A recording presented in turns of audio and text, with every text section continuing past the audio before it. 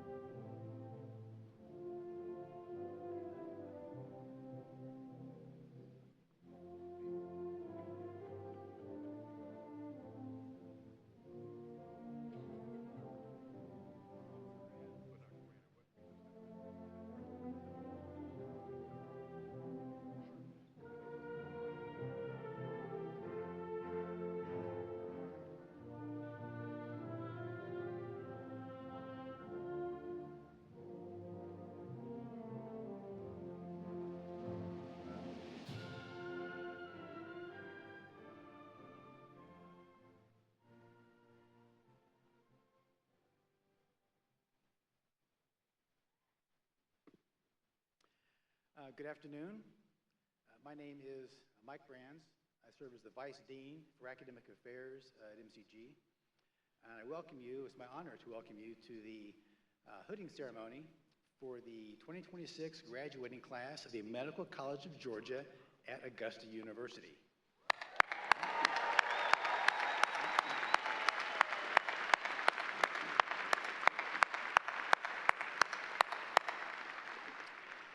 Now I ask that you please stand for the singing of the national anthem by members of MCG's a cappella group, the Serotonins.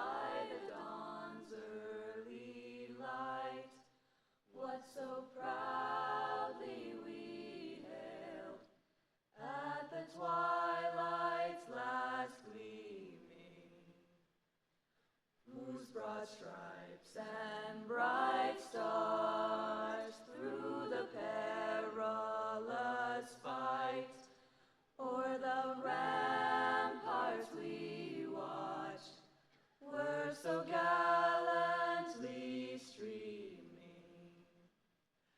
And the rocket's red glare, the bombs bursting in air, gave proof through the night that our flag was still there.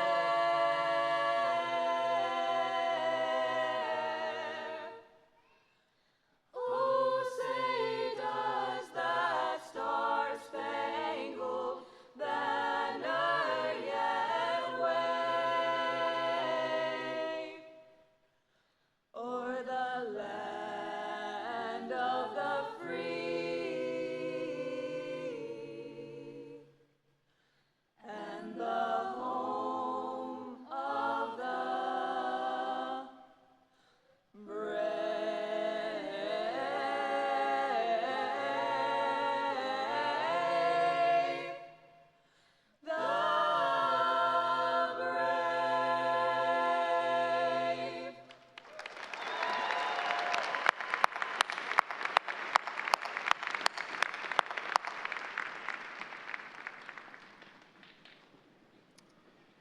Thank you, that was incredible. The Atlanta Braves should hire you to sing before baseball games. It's tremendous.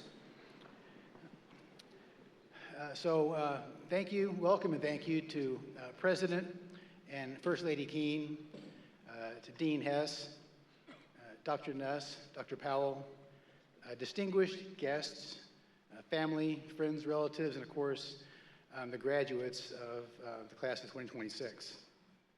I like this part of the program because I get to thank the people who made this day possible. Of course, the day itself is really the project of student affairs. They put everything into this, led by Dr. Jennifer Tucker and Chris Watson. And there's the whole faculty chip in. Staff you see all over the place today. Elise Vega is the kind of the captain of the crew leading the staff in this endeavor, but you see a staff spanning all the stations. There's actually students all over the place in their white coats helping after the class and supporting their colleagues here. We are thankful for their contribution. And the faculty as well. You know, as a school, our number one job is to have a curriculum, to deliver a curriculum. And our faculty, of course, do that, as represented by the faculty behind me on stage today. Our basic science, clinical faculty in the hospitals and community sites throughout the state of Georgia delivering our curriculum to you. And of course, I want to acknowledge the head of our curriculum that oversees the curriculum delivery across the whole state is Dr. Shilpa Brown. Her team does a great job with curriculum delivery. I also want to make sure I acknowledge our amazing experiential learning team that gives you this hands-on approach that you don't really see at other medical schools, the combination of telemedicine, ultrasound, and simulation, the Matt Lyons team. It's just tremendous. And finally, I want to make sure I acknowledge the curriculum team. It's Savannah of Dr. Powell, Philomena Powell and Dr. John Rowlett, and in Athens, Dr. Andy Morris. So please join me in welcoming all these great people that made this day possible.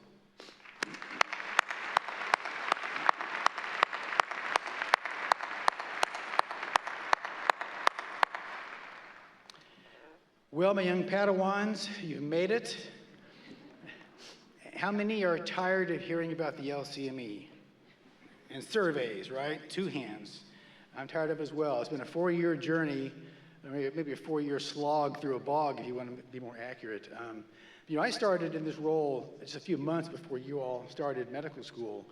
And my first white coat ceremony was for your class. And I recall telling you that really, I think that the beginning of medical school is not much different than the beginning of kindergarten.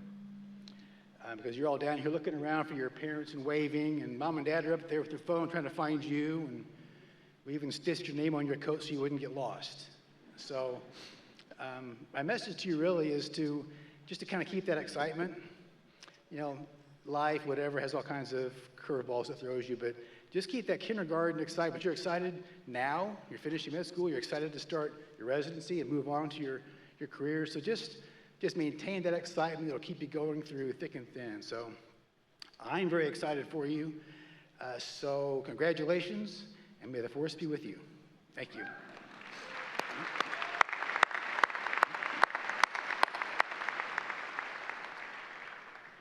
It is now my pleasure to welcome to the podium our campus dean of our partnership campus in Athens, Dr. Shelley Nuss.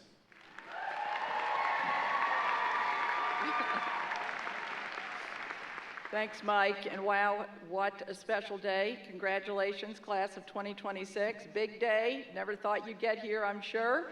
Shelley Nuss here, Athens campus here at the Medical Partnership. So happy. I've been serving in this role now for 11 years, and every year this just brings this day a smile to my face and to all of our faces. So I just want to thank everybody. It's hard to believe, but it's 13th class that's going to come out of the Athens area in the Medical Partnership. Just a lot of amazing faculty and administration and staff there, and I just want to say on behalf of all of them, congratulations to the class of 26. You know, all of you, we welcome you as new colleagues today in medicine. Believe it or not, all that hard work, the blood, sweat, and tears have gotten you where you really need to be, and that's crossing this line, getting that hood, and getting to be an independent physician, moving on to residency. I want to thank Augusta University. It was Dr. Keel and Dr. Keene, as well as President Moorhead, and all of their support really in making this a collaborative, really positive experience for all the MCG students who have had all their time in Athens. Just extend our gratitude. We have so many players though in and out of the classroom that help our students. We have standardized patients, we have cadavers, believe it or not, they're our first patients. Our preceptors can't do it in a regional setting with all of our community preceptors, so hats off, and many of you are here that are serving in that role. Just remember, as you embark on this journey beyond MCG, remember to keep the patient right at the center of your heart and practice. Bring the bedside, not just the knowledge and skills you've all reached, but really the compassion and the humanity and the empathy and the countless lives that you're going to touch. Just want to say congratulations to you all, and this is a very big day. Families, I know you're so happy, so hats off to you for all of your support. Because I know they've needed it and they're going to continue to need it in residency. So from all of us at the Medical Partnership, congratulations. Once again to all of you, congratulations, and we're so proud. Cherish and savor this moment. See you later.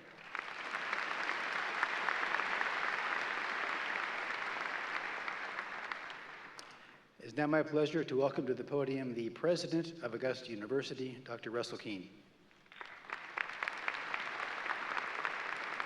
Thank you, Dr. Brands. Good afternoon, graduates, families, faculty, staff, and distinguished guests. Karen and I are just overjoyed to be celebrating this moment with you today. Today, we celebrate an extraordinary achievement, the Medical College of Georgia class of 2026. Take it in. Dr. Brands was talking about kindergarten. Do you remember where you first got the dream to be a doctor? If you can think back to when you began talking about the possibility of being a doctor, someone helped nurture that dream and turn it into the reality that you all are experiencing today. It has a lot to do with the incredible faculty, the leadership, Dr. Hess and others that were mentioned. It has a lot to do with your support system back at home, family, friends. But you took a dream and you turned it into a reality, and that is done by the will to win. Today you have expressed the will to win. And for nearly 200 years, the Medical College of Georgia has prepared physicians who've improved lives and saved lives all across this state and beyond. Today, each of you becomes part of that legacy. You see, almost 200 years ago, someone else had a dream to begin the practice of medicine and medical education. And today, boy, has that dream come true. Your journey to this moment has required sacrifice and discipline, perseverance, and an unwavering commitment. You all have put in hours that others do not know. You all have battled thoughts that others may not know. But yet you are here, and your medical education has prepared you with the scientific knowledge, the clinical expertise needed to practice medicine, and I hope you never lose sight of something equally important, and that is the humanity behind this profession. One of the oldest professions, the humanity that you will represent. Your patients may not remember every diagnosis. They may not remember every procedure or every clinical detail you share with them, but they'll remember one thing: how'd you make them feel? In their most vulnerable moments of life, how did you make them feel? They'll remember the compassion, they'll remember the empathy, and they'll remember someone who truly saw them, not as a number, but as an individual, a human being in need of care and compassion. Across Georgia, they're still searching for access to care in many of the places in our state. Families searching for answers, patients searching for hope. Many of you will become those physicians in the communities to provide just that. Never underestimate the power of compassionate dedication that a doctor can have, not only on a patient, but an entire family, an entire community, an entire state, and humanity. As you move forward in your careers, surely there will be difficult days, moments that test you personally and professionally, and in those moments, remember this: to care for others well, you must also care for yourselves. You must also care for one another. Today, you are in a profession that has the power to change lives and save lives every single day. Not many can say that. Whether you serve in a major health system, a small town clinic, a rural community, a research lab, or a classroom, your work will matter deeply to the people and the communities that you serve. But also something else to nurture. That is the will to win that got you here. And I want to share something with you today that exemplifies everything that got you here. And it is a poem by Burton Bailey entitled "The Will to Win." And just as this helped get you here, it will help get you to the next step and to make things better and better. The will to win is if you want something bad enough to fight for it, to work hard day and night for it, to give up your time, your peace, and your sleep for it. If only desire of it makes you quite mad enough to never tire of it, makes you hold all other things tawdry and cheap for it. If life seems all empty and useless without it, and all that you dream and you scheme is about it, and you'll gladly sweat for it, fret for it, and plan for it, and lose all your terror of the opposition for it. And if you'll simply go after that thing that you want, with all your capacity, strength and sagacity, faith, hope, confidence, and stern pertinacity. If neither cold poverty, famished and gaunt, nor sickness or pain of body or brain can turn you away from the thing that you want. If dogged and grim you besiege and beset it, class of 2026, you'll get it. And you got it today. The will to win is what has powered this profession that you're entering into what it is today, into what it will be tomorrow, with your active participation of humanity and caring. Congratulations.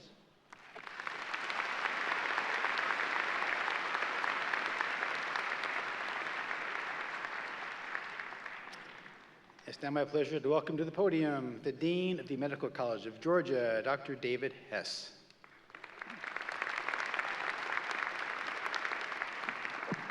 Thank you, Dr. Brands, and congratulations to the class of 2026. And I really want to thank the parents and the family members who made this possible. And I want you to stand up, turn around, and thank your parents and whoever got you here. Real quick.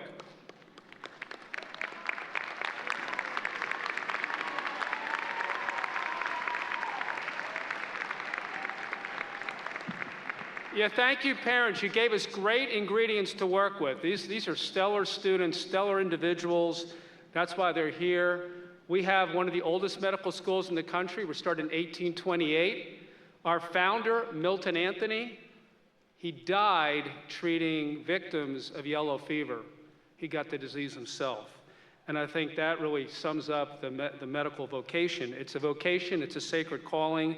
It's a science and an art, and like Dr. Nuss said, listen to your patients and always remember the spirit of our founder. You come from all over Georgia, and some of you have probably heard names from your children about these individuals. I want to point out a few. We have great campus deans. You already met Shelley Nuss. Maybe Shelley stand up, and the Athens contingent stand up.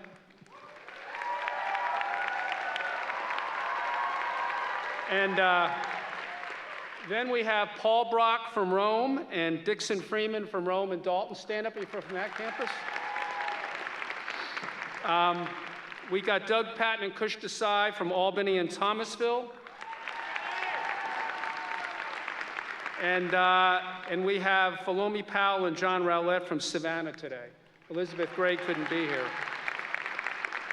I also want to introduce my colleague, who I work with every day, Ralph Turner, who is the WellStar MCG president, the first president, the only president, the best president, and the current president. Stand up, Ralph. All right. And I want to introduce our speaker is outstanding. I had to have a chance to have dinner with him last night, Paul Tran. He's a pediatric gastroenterologist at Phoenix Children's Hospital, and a medical educator dedicated to improving the culture of medical education. I learned a lot from him last night, but I got these great quotes I'm going to use, but I'll make sure I attribute them to you. He's a pediatric clerkship director at University of Arizona College of Medicine, and he's developed this platform, Elementary School, which he's actually going a tour of medical schools. I'm glad you came here first. He uses humor and storytelling to empower and encourage the next generation of clinicians. You can read about him on page 9. But I learned a lot about him last night in his history. He's a husband, he's a father, and he's a big Notre Dame fan. And I try to figure out why, because he didn't go to Notre Dame. I think he went to Duke. And he told me about his family who emigrated from Vietnam at the end of the war. And his father came and had to learn English and enrolled at Notre Dame, graduated, and then went on to Princeton in aeronautical engineering. But Paul really credits his parents with everything he is, and his brother and sister, and just like you should. I learned some other things from him. He's a figure skater. And you will notice this when he glides up to the stage, all right? You're gonna do that, right? You told me last night you glide. So he's a figure skater. He said his sister did it, so he had to do it. But you're going to enjoy this talk, as we all are, and I credit the students for picking such an outstanding speaker. So, Dr. Tran?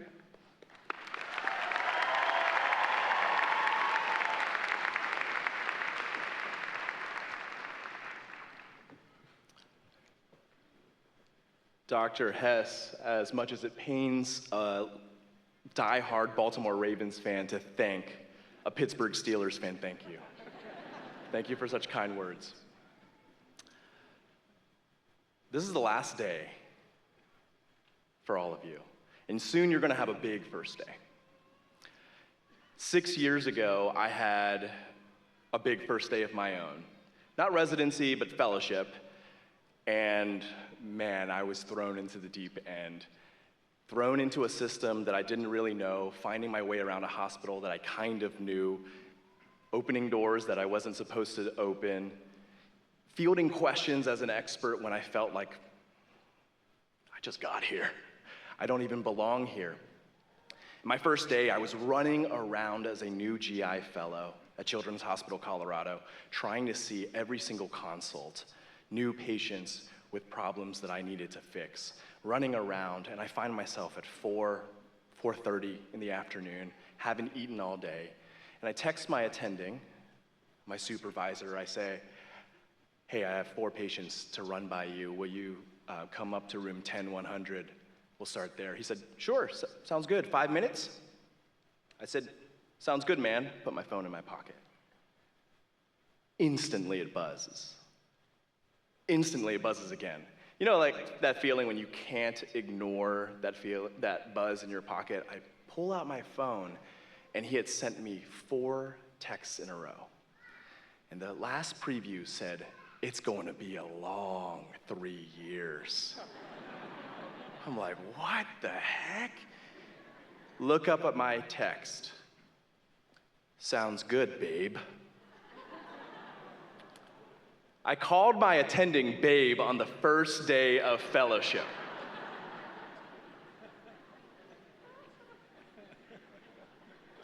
Somehow I'm standing here in front of you today.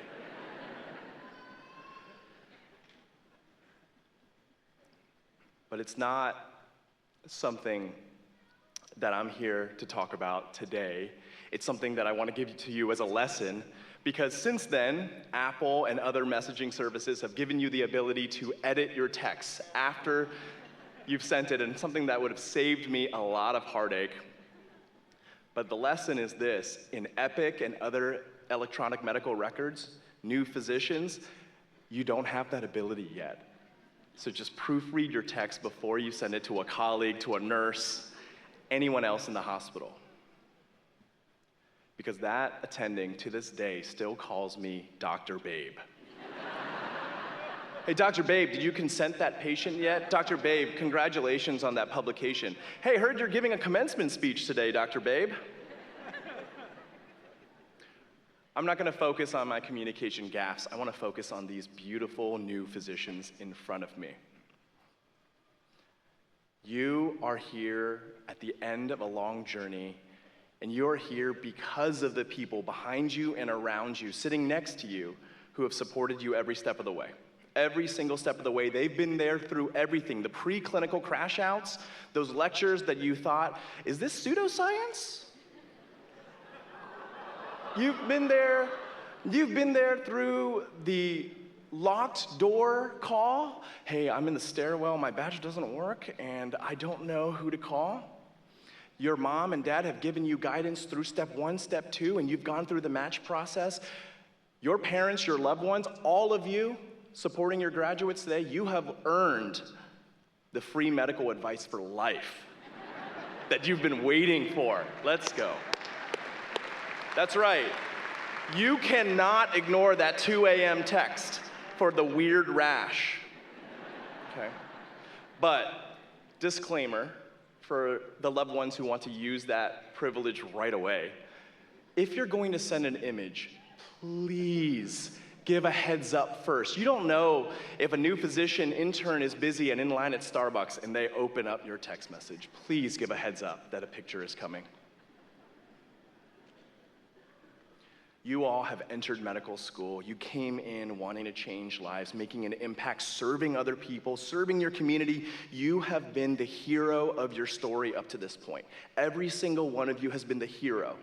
You have vanquished step 1, step 2. You have conquered the match process. You're heroes, and I know about heroes. I know as soon as I walked up here, Dr. Hess didn't say it, but you clocked it. You're like, this guy was a classical civilizations major. This guy wrote a thesis on Hannibal Barca of Carthage versus Scipio Africanus of Rome and generals of the Punic Wars. I know that you clocked that. And you would be right. I know about heroes, and I know about the hero's journey that goes all the way back to Homer and oral traditions. There's a hero who has a desire, goes on a quest. They find themselves trapped. They find themselves in a pit, a hole. They're despairing, they're struggling, they're anxious, they're scared. And then comes along someone, a wise, trusted advisor. A trusted advisor that equips them, empowers them, and supports them to get out of the despair pit and on the road to their quest. I know heroes. I studied them. And I actually encountered one such trusted advisor, actually. Heroes, trusted advisor. A trusted advisor came to me in my third year of medical school, not as a patient, but I was a student. I was on my OB rotation, where some dreams are made and some dreams are made. I had a miserable time. I won't lie to you. The residents there treated me like I was less than human. A lot of these skits that I make show the loneliness that I felt.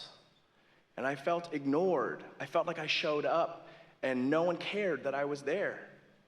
I felt like I wasn't learning anything, and I was there to learn, and I was desperate to learn. And it wasn't until a trusted advisor came in, an old nurse midwife named Kate. One single rotation, one single night with the nurse midwives on labor and delivery. And Kate said, hey, you're a medical student? Come with me. And she took me from room to room to room to room, saying, hey, this is medical student Paul. He's going to help you with your delivery. He's going to help you welcome a baby. And she took me to a room with an expectant mom and said, Paul, hold her leg, coach her through this. I'm going to show you how to do this. And for 3 hours, she was in and out of rooms, coming in periodically to help me encourage this new mom. And when the time came, hand on mine, she helped me deliver my first baby. She made me a hero that day. I felt like a hero, and she was a trusted advisor that supported me, encouraged me, pulled me out of that loneliness and despair. But 5 years later, we're back at the same hospital, my wife and I, expecting our first child, with the same midwife service that I rotated with that one night. We're getting care. My wife goes into labors 24 hours, and in the morning, just as she's about to give her final push, there's shift change. It's 7 o'clock, and the nurse midwife for the morning comes in, and guess who it is?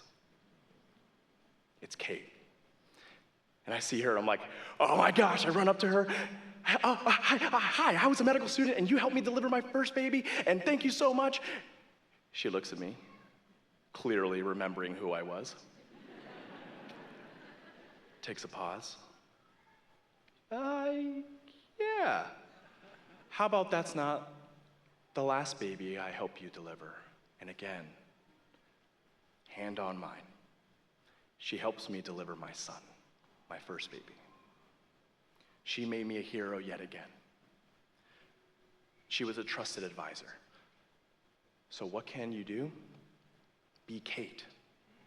Be a trusted advisor, because patients are going to come in and they are the heroes. They are going to come in with their own stories, their own desires, their own quests, and they may find themselves in a pit, despairing, anxious, scared, lonely, afraid. They may feel those things.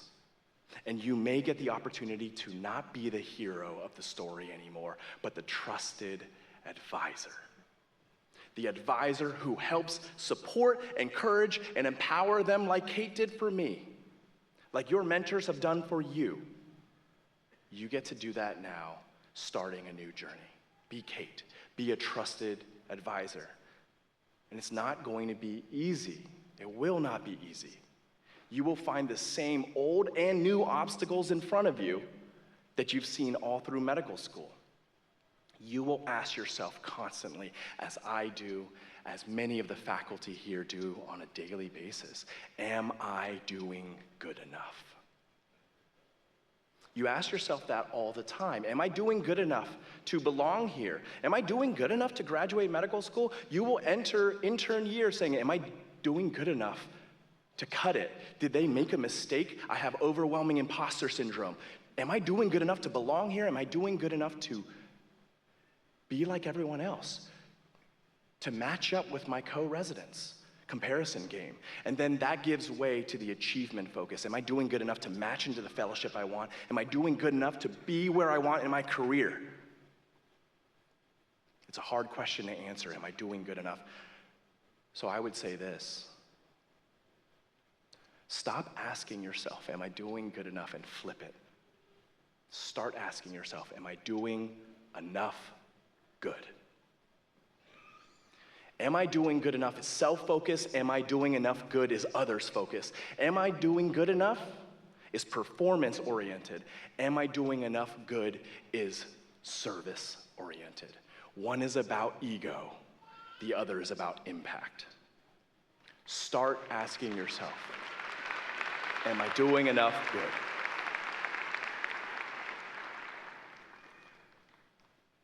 So, great. I love this. I'm going to walk out of here ready to go. Not without some practical pearls. Paul's pearls, if you will. 3 pearls for you. How can you actually implement the mindset of doing enough good starting today? Paul's pearl number 1. Be a star. All of you are like, I'm stars in my parents' eyes. And you are. You're shining stars, but I don't mean the star that's performance-oriented. I mean the star that's the North Star in the sky, that's a beacon of reassurance, of encouragement. You are the light that guides someone, and that someone may be a patient who comes in as a hero on their quest, lonely, and you can validate them, and you can be kind, and you can be encouraging, and you can say, you did the right thing by being here today. You did the right thing. You are making the right choice, and I know it's a hard one. You can be the star for your colleagues who, as Dale Carnegie says, we should praise at every turn, at the slightest improvement. You can be a light who encourages everyone around you. If a co-intern takes an admission for you, you can say, you are always so thoughtful. Thank you for always looking out for us. That encourages them, validates them. That's only going to propagate more positivity. Be a light, be a star. And be a star for the people who are coming up right behind you.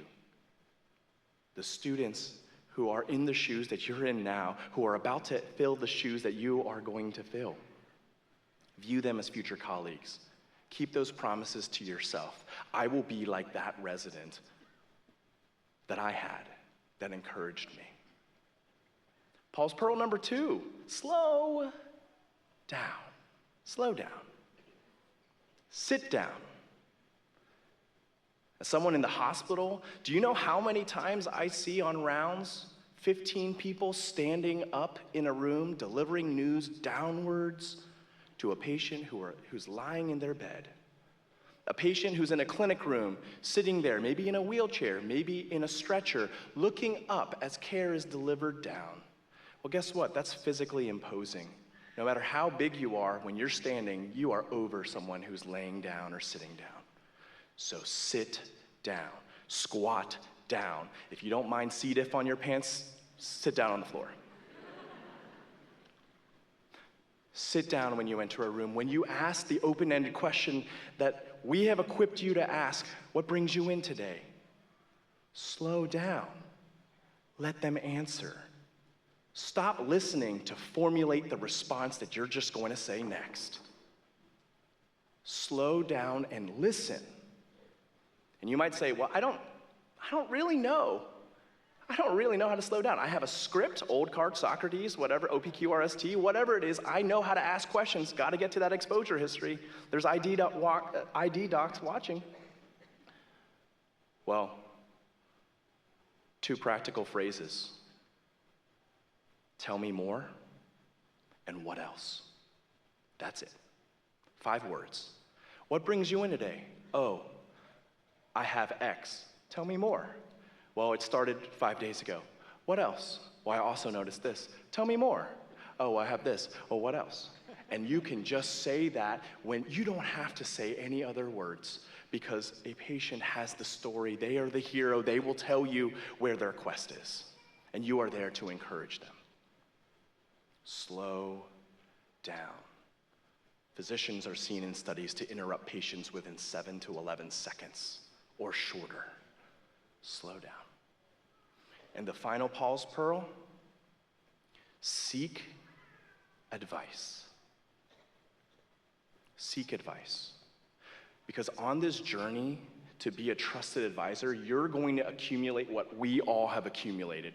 Everyone here accumulates through life. They're called blind spots. They are things that people see that we don't see. There are things that we do that no one else knows. But there are things that people do see and they don't tell you. So you're gonna stamp out every blind spot in your quest, your new quest, to be a trusted advisor for someone else.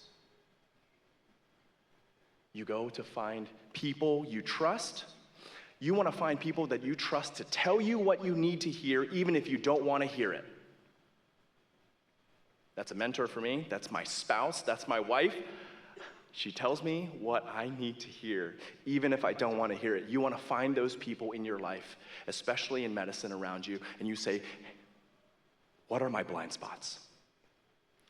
But the practical advice for you is when you come and ask for advice, it's really hard for people to generate advice off the top of their head. It's a lot of cognitive load. So instead, come to them and say, hey, this is where I'm trying to go. I have this problem. This is what I've tried. This is what I've thought about. What would you do differently? WWYDD. What would you do differently? It invites them to build upon what you've already done. It invites them to critique or give you an opinion, and you're opening it up to them.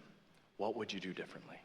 So by doing those 3 things, being a star, slowing down, and seeking advice, you will do enough good. You will. You are doing enough good by being here today. So it's time to celebrate the end of a hero's journey and celebrate the beginning of a trusted, wise advisor's journey. Celebrate today with your family. Celebrate today like it's John Lester's birthday. Celebrate today at Garden City. Go and get a 6-pack with your family. Not a Jed Ballard type 6-pack, although I want one of those too, but a 6-pack. Go celebrate. It's not said enough. On behalf of all the faculty here, thank you. Thank you for what you've done. Thank you for the sacrifices you made in the past 4 years, what you're going to do in residency and the rest of your career. Thank you so much. Our neighborhoods, our communities, and our society need physicians who care. Who care. Thank you for what you've done and what you'll do. And I will say, for meeting you in just the past day, I'm confident that together we'll be able to do a lot of good. So, congratulations, and thank you.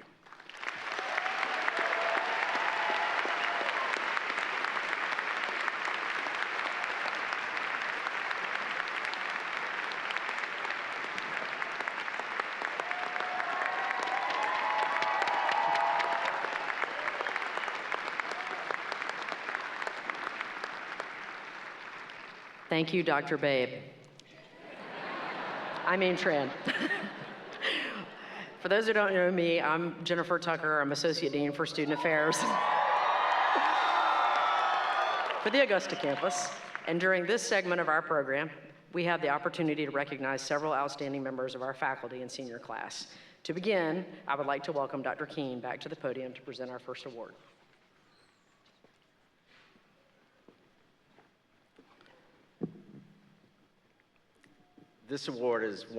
Giving this award is one of the highlights to me of serving in this role. It's It's one of the most prestigious awards that we have. It's the John F. Beard Award is one of the most honored awards annually to a student at Augusta University. This $40,000 award, made possible through the generosity of Billy and Martha Payne, was established in 1998 in memory of Miss Payne's father, who passed away from cancer.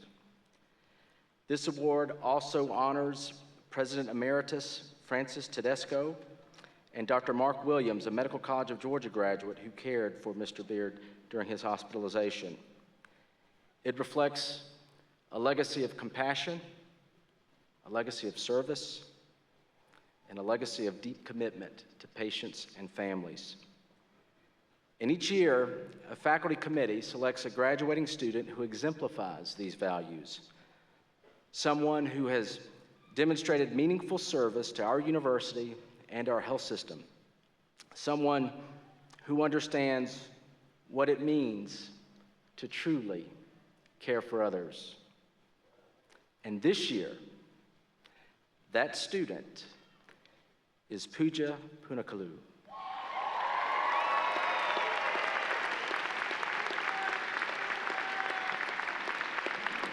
Pooja is a graduate of the Medical College of Georgia, and she represents the very best of what this award stands for. Those who've worked alongside her consistently describe her the same way: compassionate, humble, and deeply committed to others. One nominator wrote that whether mentoring undergraduate researchers, volunteering in student-run clinics, or serving in leadership roles, Pooja leads with empathy, humility, and purpose. Another shared that she has a unique ability to connect with patients on a deeply personal level, bringing comfort in difficult moments and ensuring that every patient feels seen and valued. Her impact extends well beyond the bedside. Pooja developed an OBGYN bioethics curriculum that will help shape how future physicians approach patient care with both clinical excellence and ethical awareness. She's been a tireless advocate for health equity, improving access to women's hygiene products, and organizing community donation drives for underserved populations. She's also served as a volunteer counselor with the Crisis Text Line, supporting individuals in moments of emotional distress through hundreds of conversations and thousands of hours of service. She's been a dedicated voice for her peers, serving in student government from her undergraduate years through today as president of the Graduate Student Government Association, where she represents more than 5,000 students and has worked to advance mental health awareness, suicide prevention, and student well-being. Pooja's academic path reflects that same drive and commitment. She's the first BS to MD student at Augusta University to pursue an MBA alongside her Doctor of Medicine degree, and she'll also graduate with a certificate in bioethics and a post-baccalaureate certificate in nonprofit leadership. Beyond campus, she currently serves as Miss Augusta, the first Medical College of Georgia student to hold that title, and she's using that platform to advocate for women's health, preventative care, and access to education. Pooja, thank you. Thank you for the example that you've set for this institution and for the future of this profession. It is my honor to present you with the John F. Beard Award. Please come up and get your award.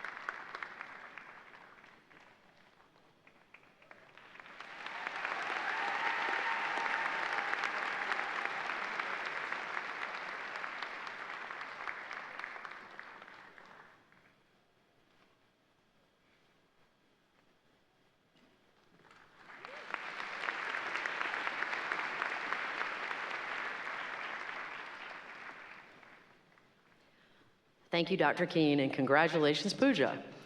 It is now our pleasure to present the Physician's Physician Award. Joining me in presenting this award is Dr. Scott Richardson, Campus Associate Dean for Academic Success for the Partnership Campus. This award is presented to graduating medical students who demonstrate the greatest aptitude for and devotion to the profession of medicine. This year, both campuses voted for the individual whom they would most likely seek out, after appropriate training, as a personal physician. The individuals chosen this year have demonstrated empathy, grace, and teamwork throughout their clinical training. It is my pleasure to welcome to the stage for this year's Physician's Physician Award from the Augusta campus, Adam Zabib.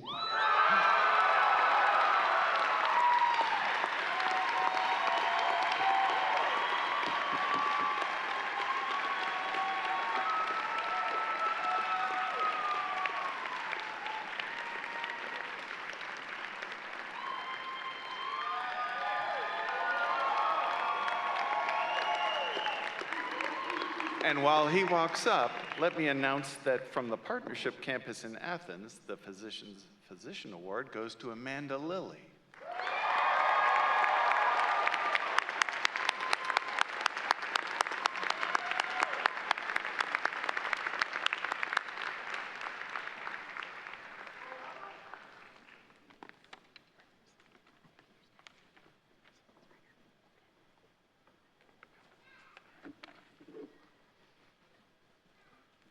Sure, you've got more clapping.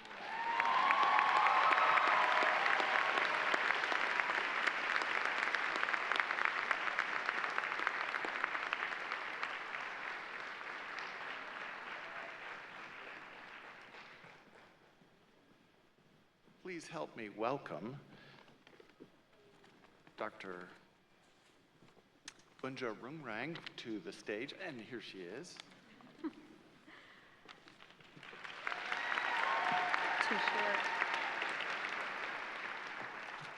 The Leonard Toe Humanism in Medicine Award recognizes the ideals of compassion and delivery of care, respect for patients, their families, and healthcare colleagues, as well as demonstrated clinical excellence. This year, 2 students and 2 faculty members were selected to receive the award. The awards are sponsored by the Arnold P. Gold Foundation. It is my pleasure to welcome to the stage this year's Leonard Toe Humanism in Medicine Student Award winner from the Augusta campus, Annie Hugh.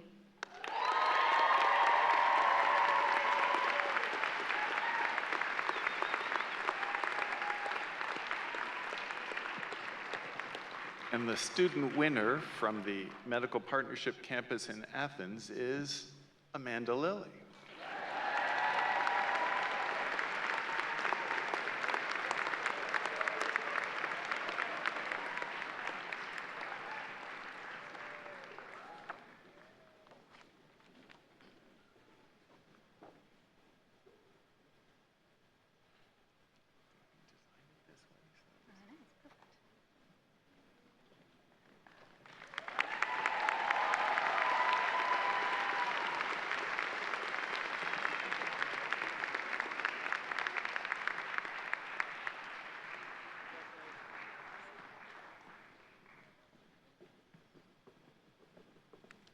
It is now my pleasure to congratulate this year's Leonard Toe Humanism in Medicine Faculty Award winner from the Augusta campus, Dr. Richard Sams. Unfortunately, Dr. Sams cannot be here today. He's celebrating one of his children's weddings, so I'll accept this award on his behalf.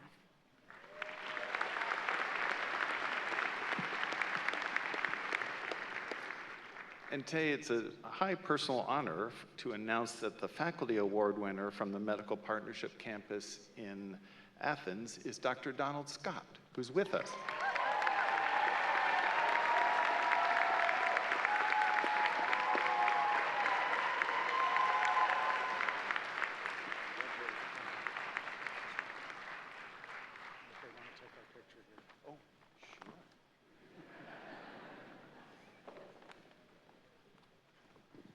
Let's have a round of applause again for all of our award winners.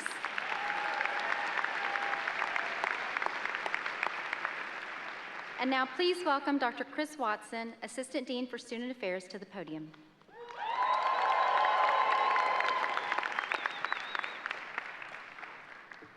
Class of 2026. Now the part of the ceremony you've all been waiting for. Faculty, family, and friends, These students before you have all met the requirements for the Doctorate of Medicine from the Medical College of Georgia at Augusta University. We will now begin the formal hooding portion of the program. As they are called, students who have completed dual degrees, the MD, PhD program, and Peach State Scholars will also be acknowledged. Please see your program for further details of these accomplishments. Students, as you process forward, please remember to bring your name card with you. Student marshals, would you please stand?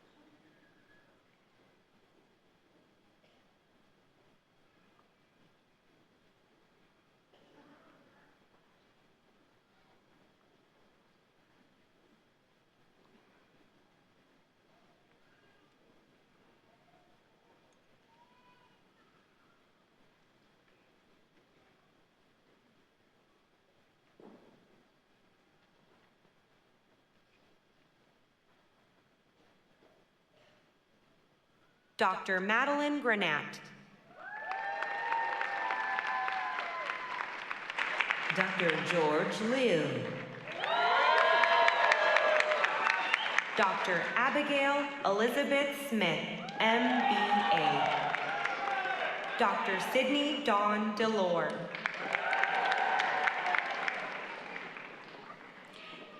You may now be hooded.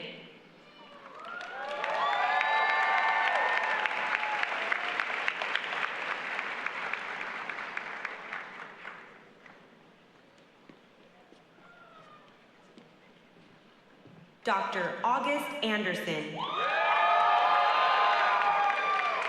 Dr. Caitlin Tice. Dr. Michael Bowler. Dr. Mary Kate Flagg. You may now be hooded.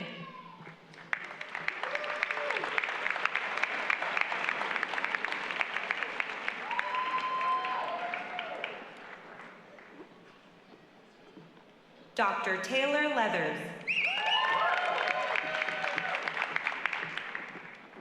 Dr. Silas Howerton, Peach State Scholar. Dr. Thomas Lyons. Dr. Sruthi Dontu. You may now be hooded.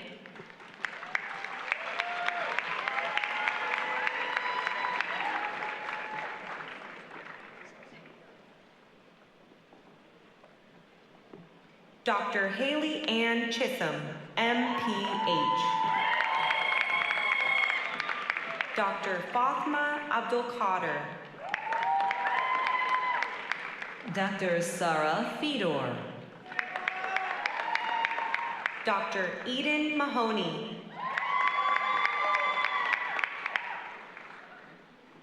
You may now be hooded.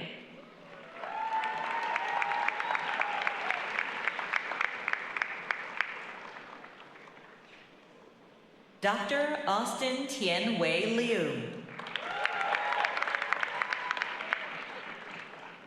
Dr. Lexi Ellingwood. Dr. Ivory Ayami Williams. Dr. Vion Shah.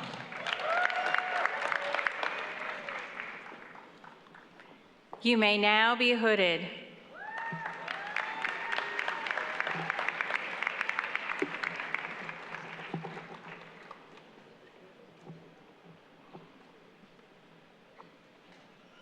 Dr. Emily Ng.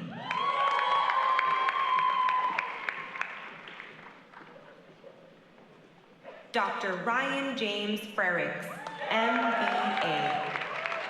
Dr. Samtochukwu Godwin Afor. Dr. Gagandeep Japra. You may now be hooded.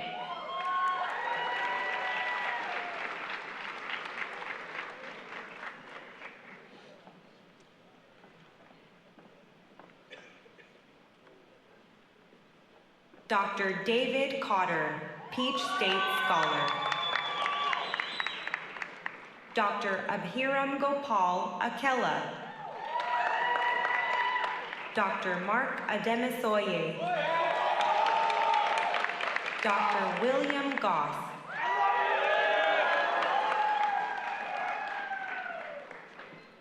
You may now be hooded.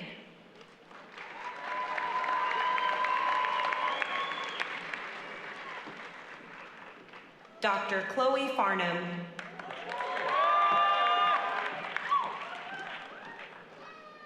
Dr. Akash Patel.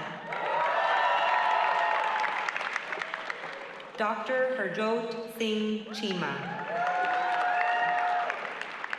Dr. Mark Galernter. You may now be hooded.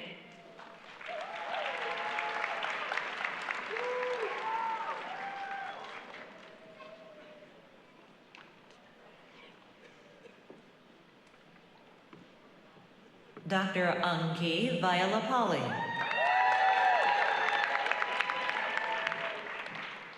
Dr. Justin Ketchum. Dr. Toure Jasiri.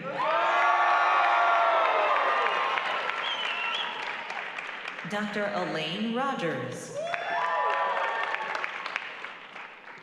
You may now be hooded.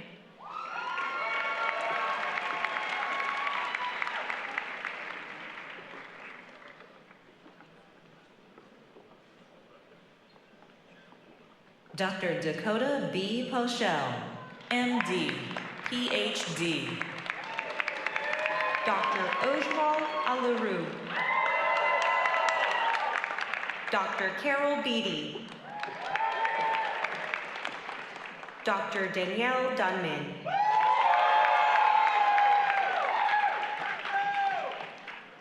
You may now be hooded.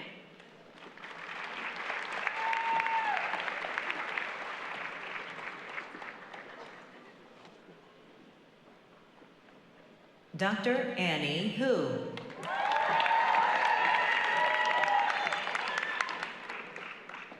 Dr. Stacy Bedore.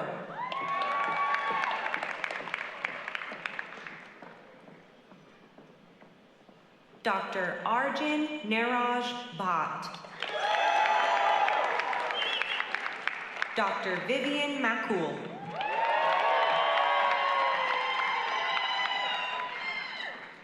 You may now be hooded.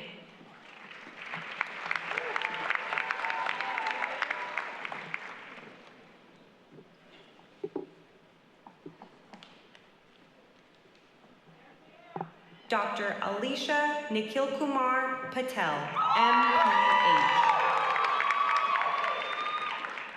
Dr. Adarshini Raja.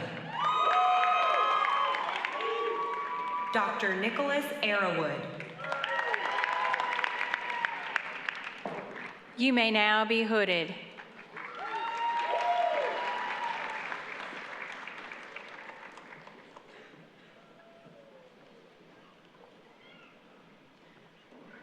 Dr. Osayame Ateka. Dr. Matthew Campbell. Dr. Amber Bullock. Dr. Malik Momna.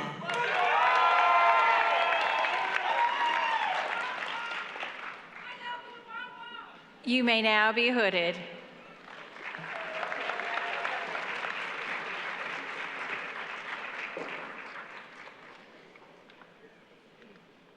Dr. Utsav Paul.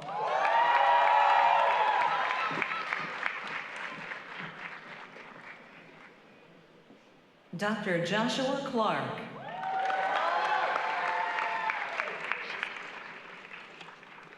Dr. Austin Gunnar Helton. Dr. Megan Coggins. You may now be hooded.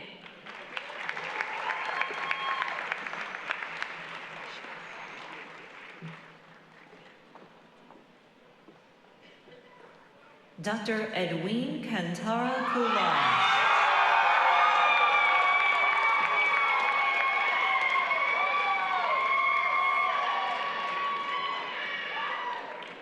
Dr. Joshua Henry Vanderierden. Dr. Carrington Moore, Peach State Scholar. Dr. Danielle Shin, MPH. You may now be hooded.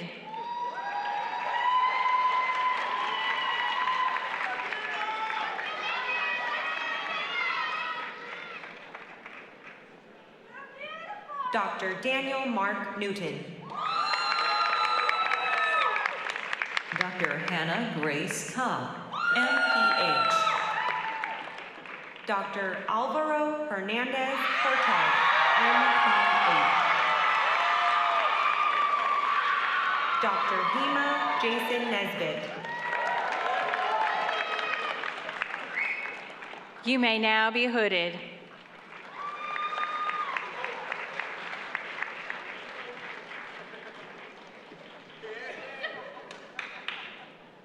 Dr. Michael Steflik.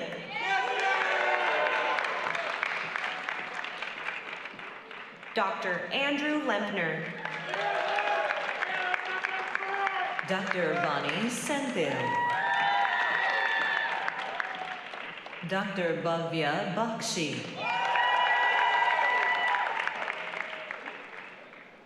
You may now be hooded.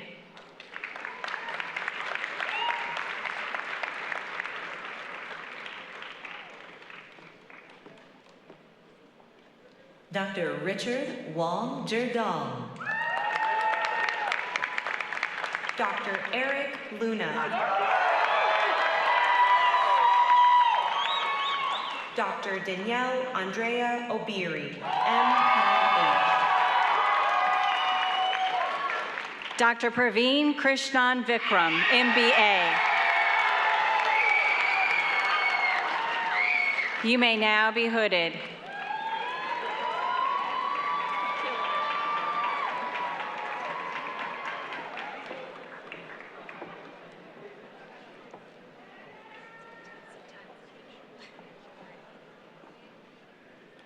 Dr. Hannah Giadi, MPH.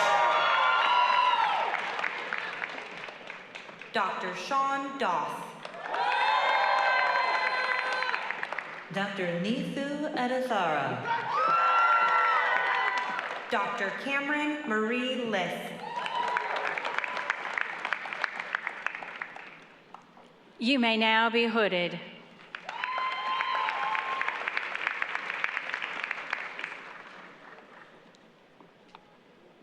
Dr. Aditya Bhave.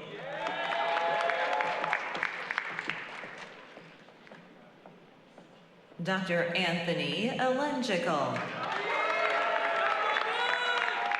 Dr. Mario Espinosa Palacios.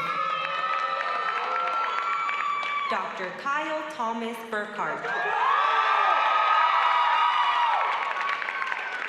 You may now be hooded.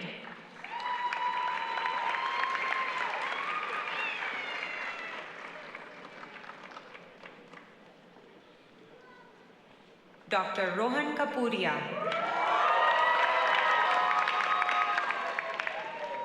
Dr. Ali Abol Hassani. Dr. Temilolua Faungkula. Dr. Michael McGrath, Peach State Scholar. You may now be hooded.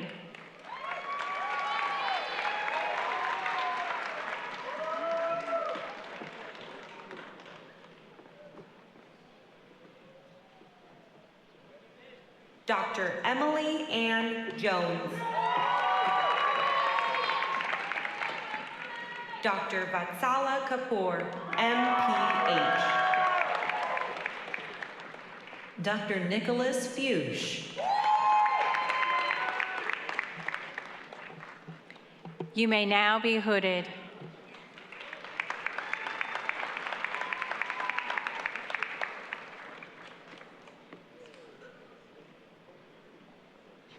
Dr. Brandon Reed Garton. Dr. Allie Wetstein. Dr. Rachel Nicole Grimes. Dr. Davis Hardell. You may now be hooded.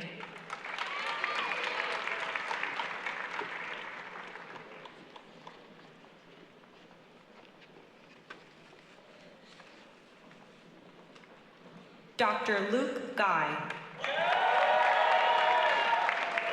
Dr. Sarah Pearson Hanna. Dr. Gauda Gopu. Dr. Sahil Patel.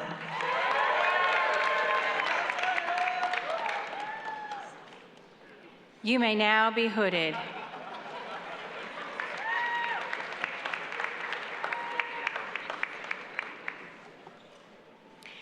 Will the next wave of hooders please come forward?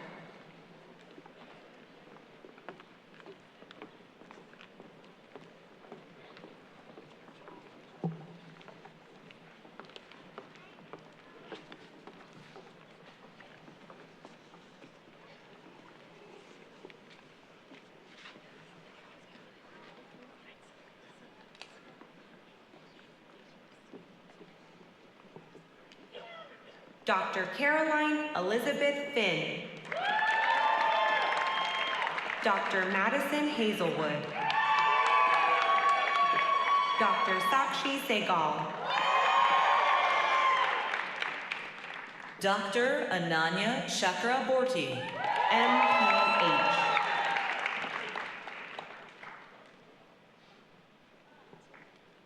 You may now be hooded.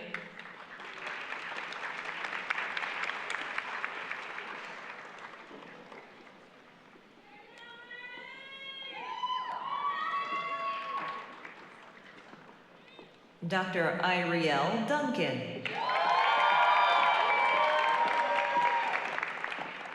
Dr. Morgan Nicole Broniak. Dr. Samantha Armis. Dr. Elena Lancer. You may now be hooded.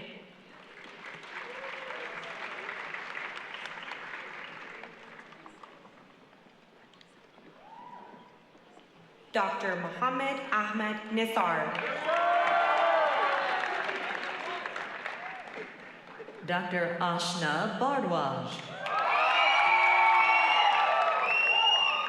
Dr. Kareem Jandali Rifai.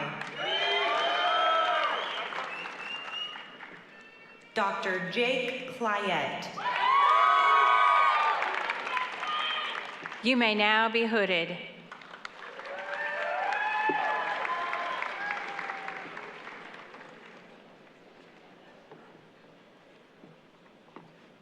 Dr. Morenike Ishola. Dr. Shiv Patel. Dr. Charlin Shu.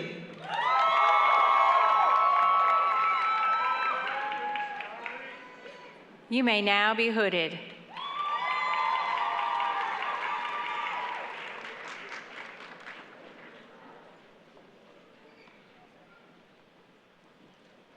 Dr. Oluwamayokun Oshinoa, MD, PhD. Dr. Katie Miller. Dr. Cameron Ruth Jackson. Dr. Claire Cotton. You may now be hooded.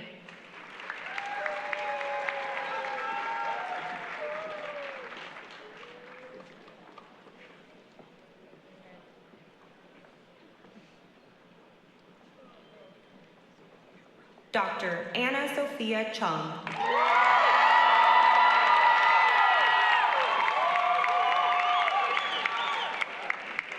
Dr. Adam Mohammed Zabib.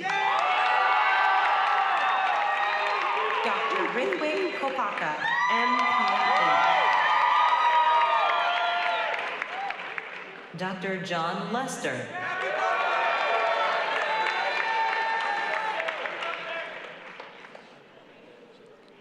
You may now be hooded.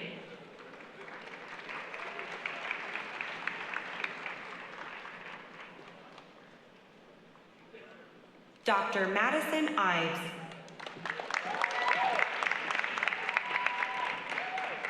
Dr. Robin Yee. Dr. William Sparks. Dr. Emily Hicks.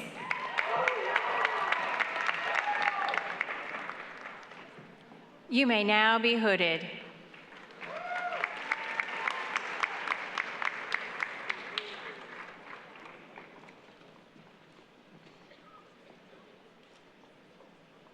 Dr. Salima Lalani.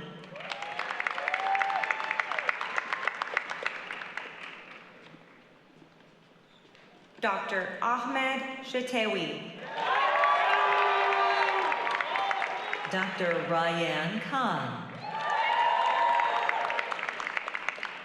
Dr. Elena Rose Warnecki.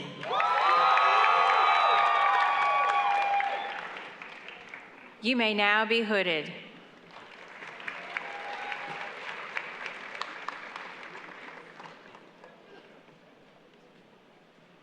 Dr. Neil Edupuganti. Dr. Jacob Lamar Knight. Dr. Brittany Amber Mills, MBA. Dr. Sophia Hamill.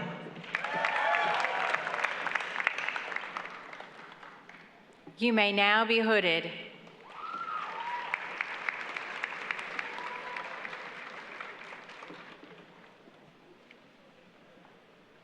Dr. Rawan Hayek. Dr. David Overholt. Dr. Lindsay Grader. Dr. Melanie Jones. You may now be hooded.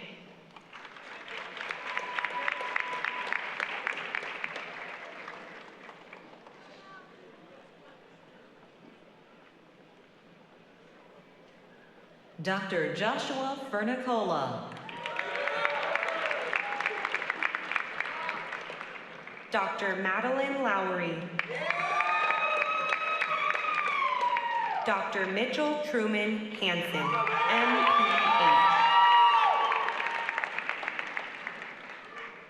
You may now be hooded.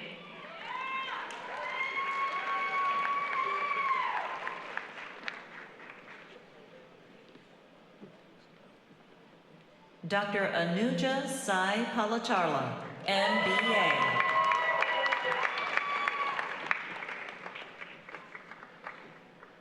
Dr. Michelle Marissa Patel. Dr. Madeline Hamby.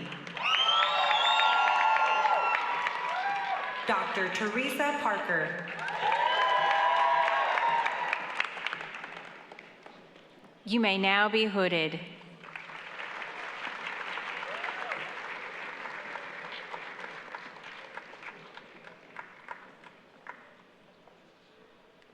Dr. Danny Alavi.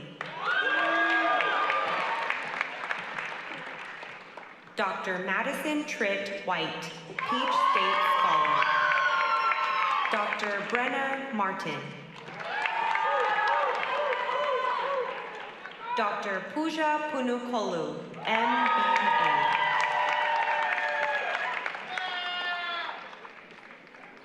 You may now be hooded.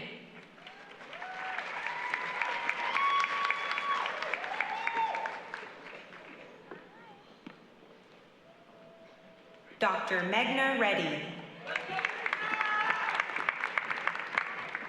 Dr. Tatya Patel. Dr. Tayana Janae McCullough. Dr. Abigail Bennett Simon. You may now be hooded.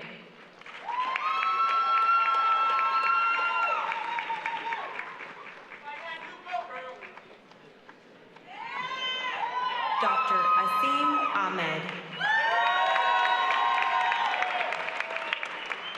Dr. Samarth Mishra. Dr. Vishal Matla. Dr. Ryan Langston. You may now be hooded.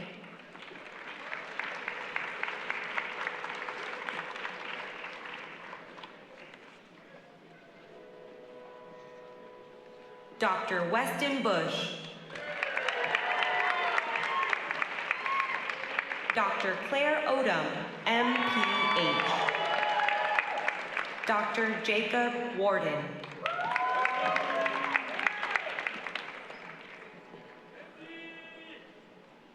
Dr. Kafayat Okitade.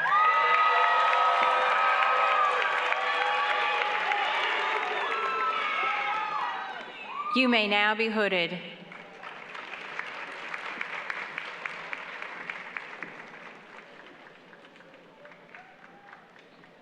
Dr. Nicole Tayag.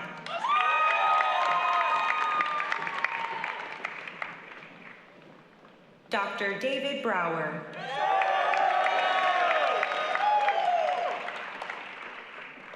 Dr. Gabrielle Elizabeth Hernandez.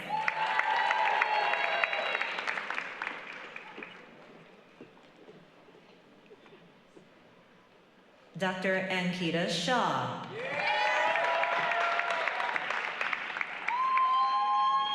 You may now be hooded.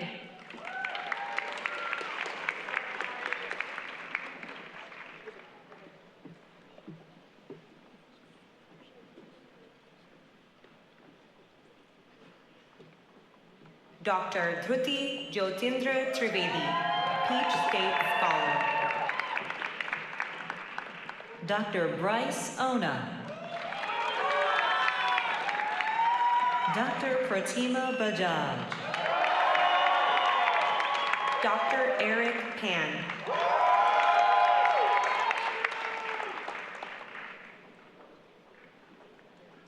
You may now be hooded.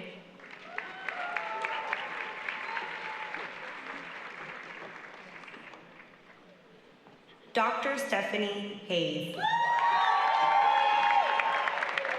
Dr. Aditya Patel. Dr. Christina Bay, MPH. Dr. Mackenzie Leslie White.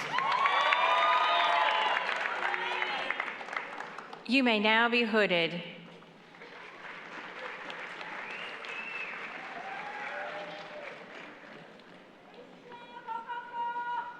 Dr. Jackson McLean.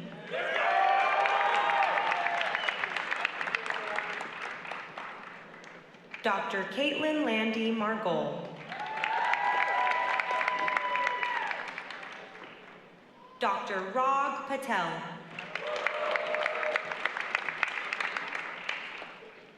Dr. Roshni Rajiv Patel, MPH. You may now be hooded.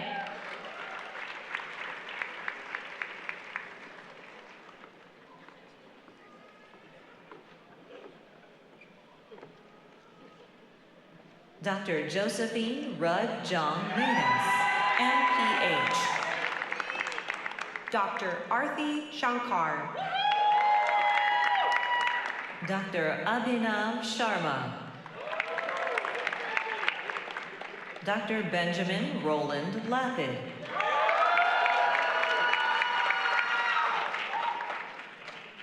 You may now be hooded.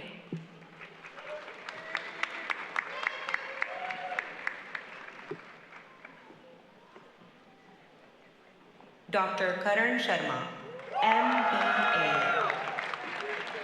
Dr. Noor Sohal. Dr. Claudia Maya Schleck.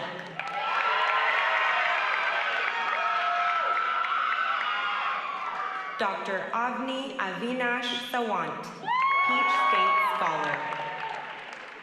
You may now be hooded.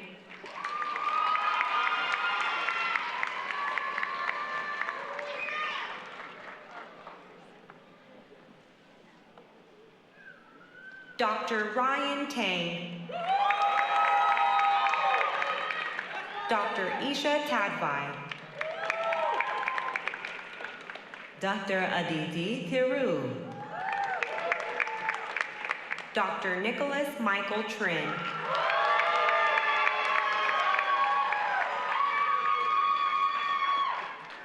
You may now be hooded.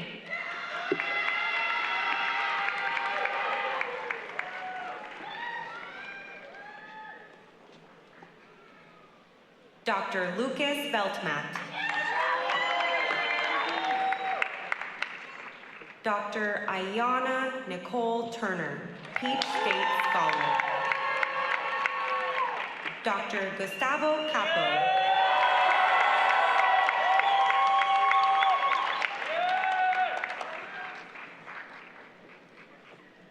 Dr. Charlie Weeks.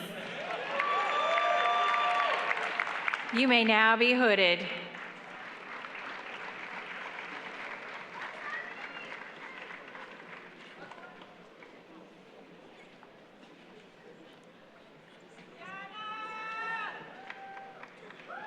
Dr. Joshua Thomas Washington.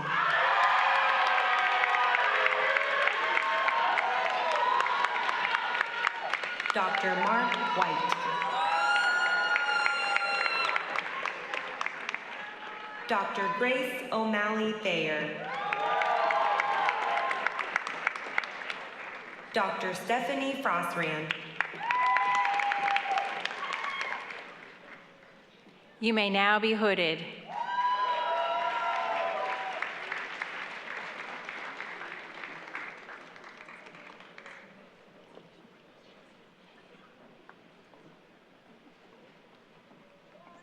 Dr. Rachel Lichtenfeld.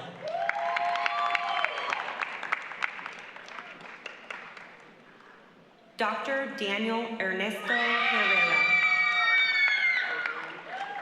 Dr. Sandeep Yaraguntla. Dr. Riley Elizabeth Meehan.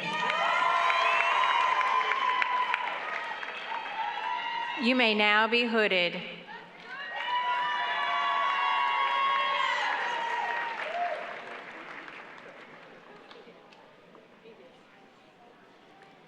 Will the Athens wave of hooders and announcers please come forward?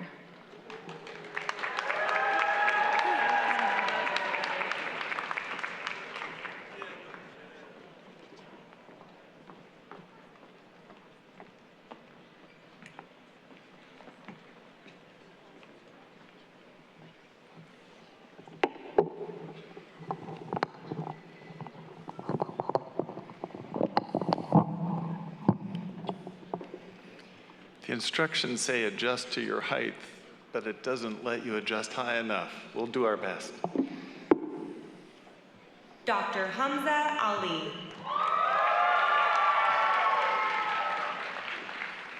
Dr. Yassine Amla. Dr. Rudesh Amin. Dr. Jordan Bile.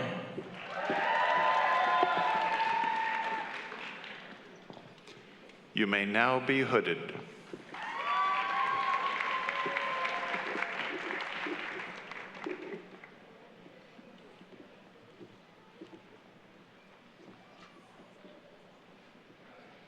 Dr. Tasia Dan.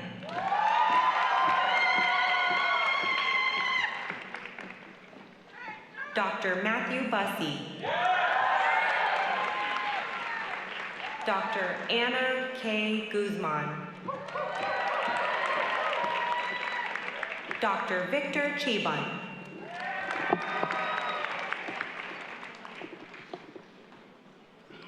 You may now be hooded.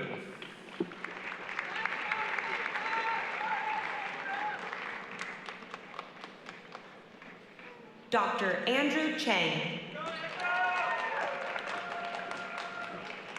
Dr. Alex Bergeron. Dr. Robert McCallan Davidson. Dr. Erica DeAndre.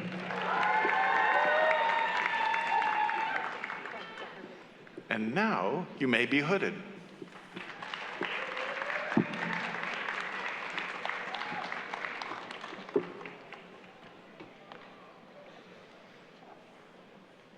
Dr. Damien Ezuma. Dr. Attila Cuca dos Santos. Dr. Rebecca Dry. Dr. Olivia Erickson. You may now be hooded.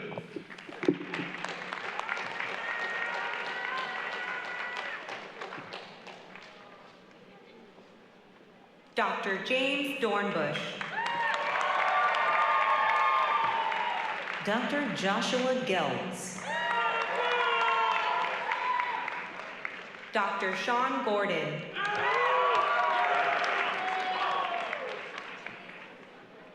Dr. James Griggers.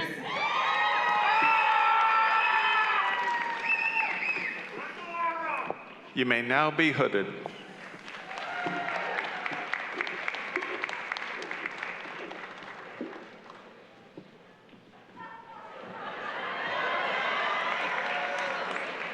Dr. Isabel Gupton. Dr. Ansley Harrelson. Dr. Parker Helms.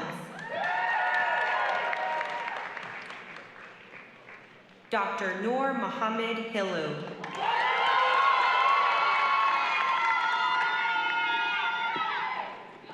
You may now be hooded.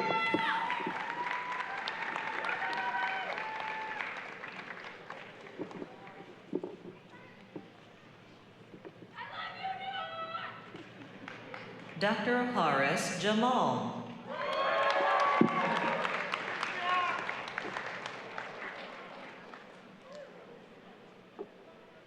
Dr. Amy Catherine Jenkins. Dr. Aditya Krishnan. Dr. Jasmine Lake.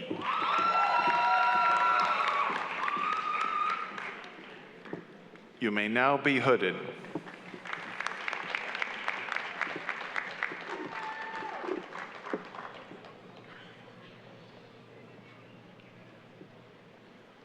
Dr. Firdos Khan.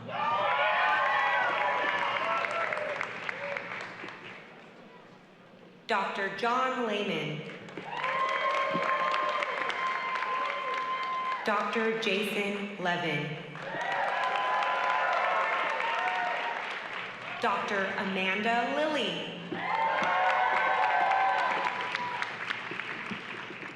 You may now be hooded.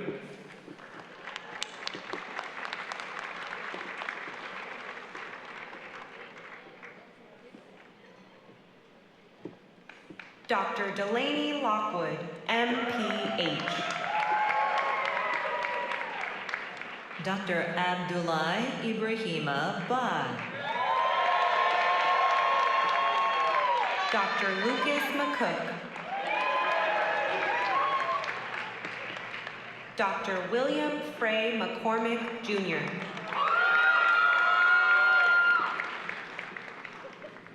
You may now be hooded.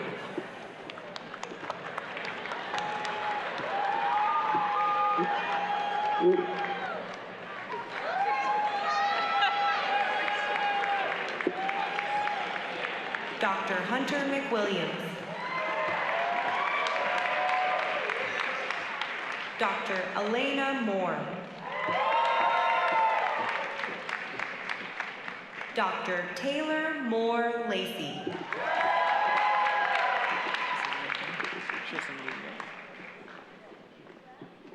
You may now be hooded.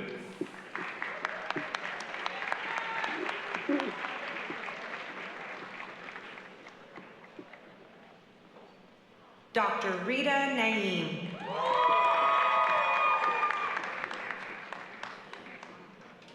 Dr. Pamela Lee Wynn.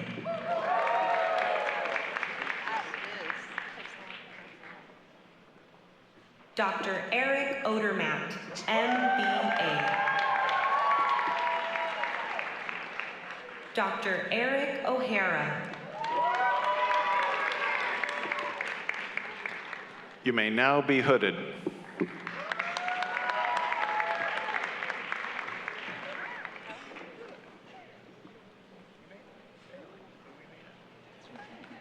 Dr. John Ostrowski.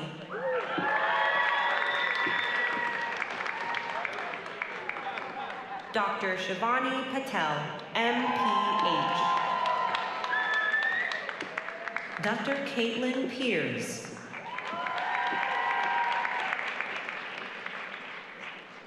Yeah. Dr. Isabella Rangos.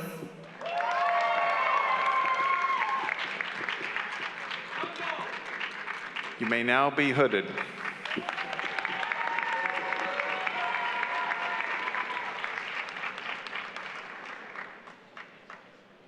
Dr. Christopher Reed.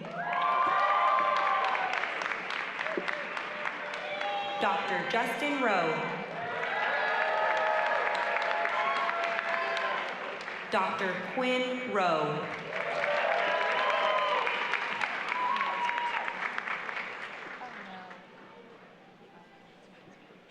Dr. Morgan Ricketts. You may now be hooded.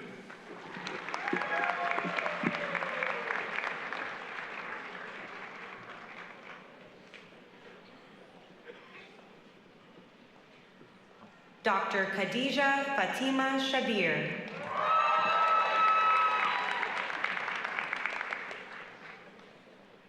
Dr. Josie Ryder.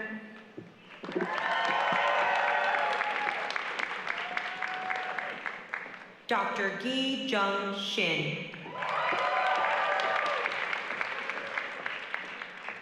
Dr. Jake Wong. You may now be hooded.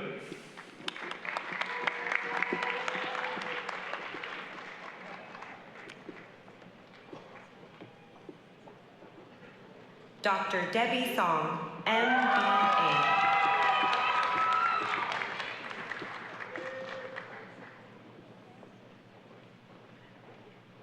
Dr. Talia Cicero.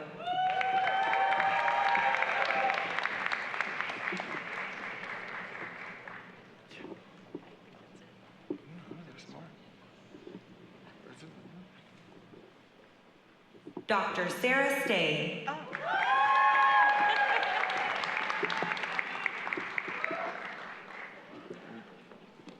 We'll hold there.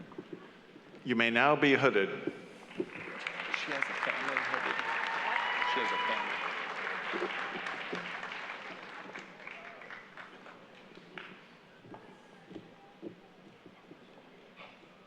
Dr. Constance Sullivan.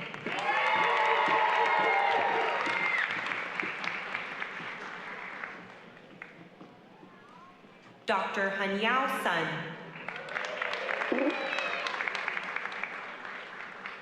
Dr. Kayla Tatum. Dr. Fikre Tesema.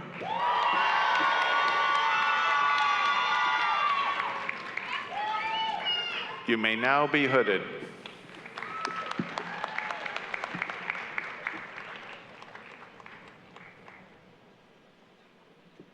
Dr. Jessica Rose Vicicio Garcia.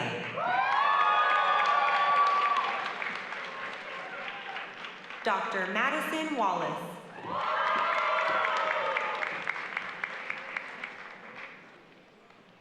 Dr. Sarah Wells.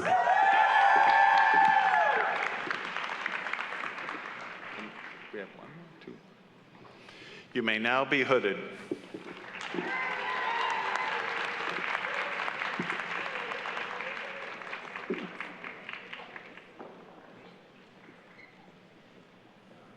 Dr. Grace Emmeline Snuggs, MPH. Dr. Justin Wolozin.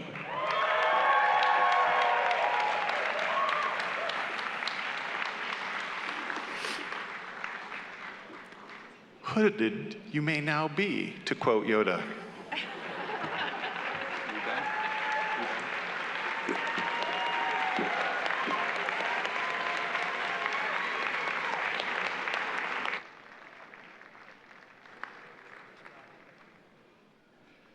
Ladies and gentlemen, a big announcement. I present to you the doctors of the class of 2026.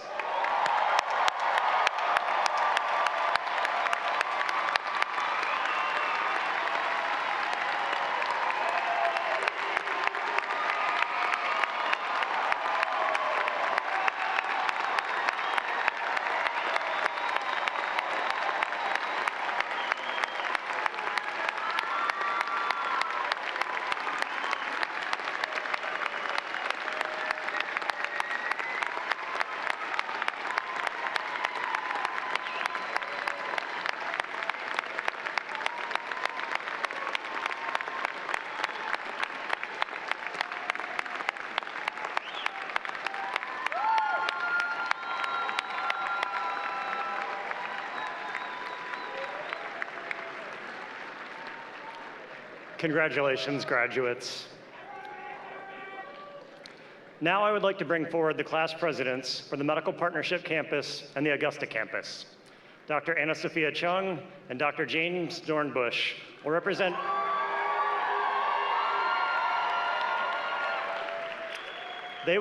all of you at the Augusta University commencement. Dr. Hess will confer the MD degree to both of them as representatives of the class of 2026. To acknowledge their service as your class presidents for the past 4 years, Dr. Hess presented them with a medallion earlier this week. Please join me in thanking them.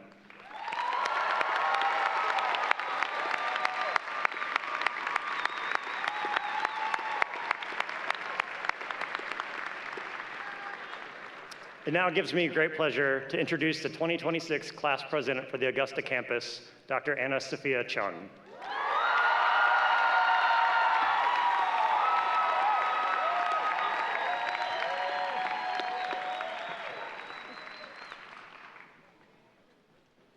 Hello, friends. Or can I say, what's up, doctors?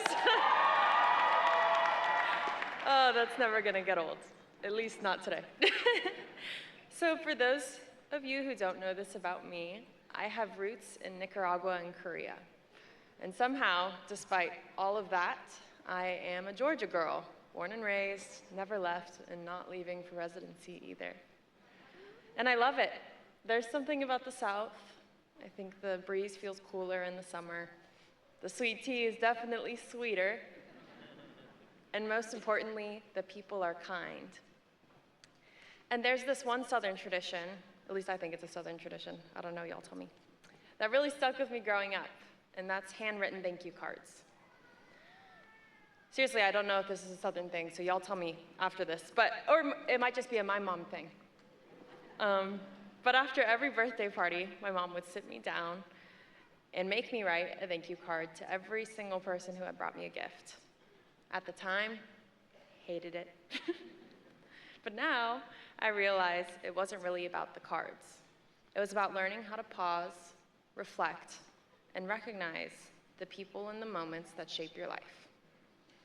So today, instead of trying to give you some inspirational speech, because let's be honest, I'm no wiser than anybody sitting in this room, I decided to write you all a thank you card. And I hope you don't mind, but I'm just gonna read it out loud. There are truly not enough words or pages to capture what these last 4 years have meant to me, but I'll try. Thank you to our families. I can't see, I need windshield wipers. Especially those who picked up everything and moved across countries, across oceans, to give us a chance at a better life, to be here, to pursue this dream.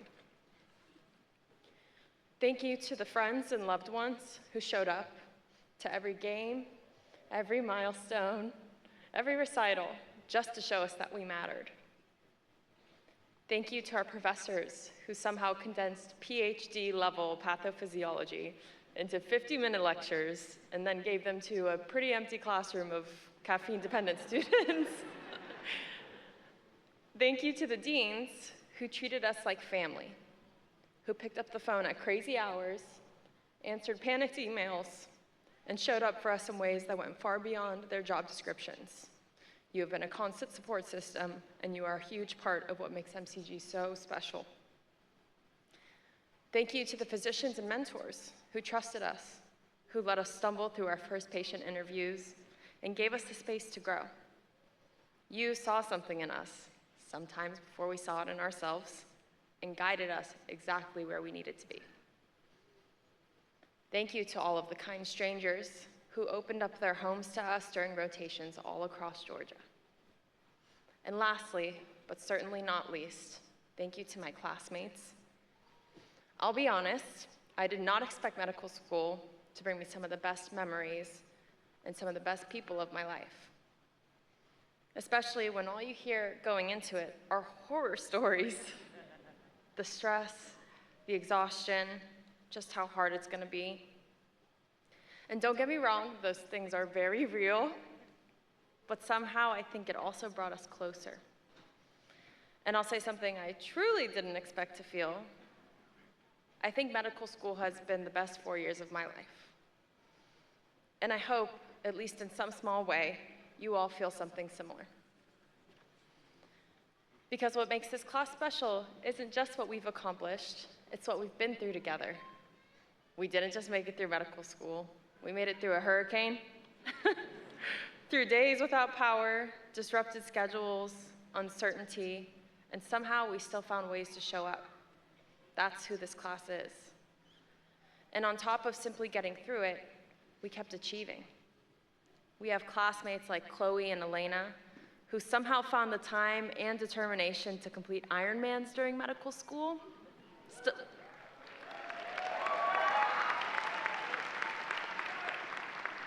Still baffles me. Alvaro and Gustavo, who didn't just lead within our school, but represented and uplifted Latinx medical students on a national level.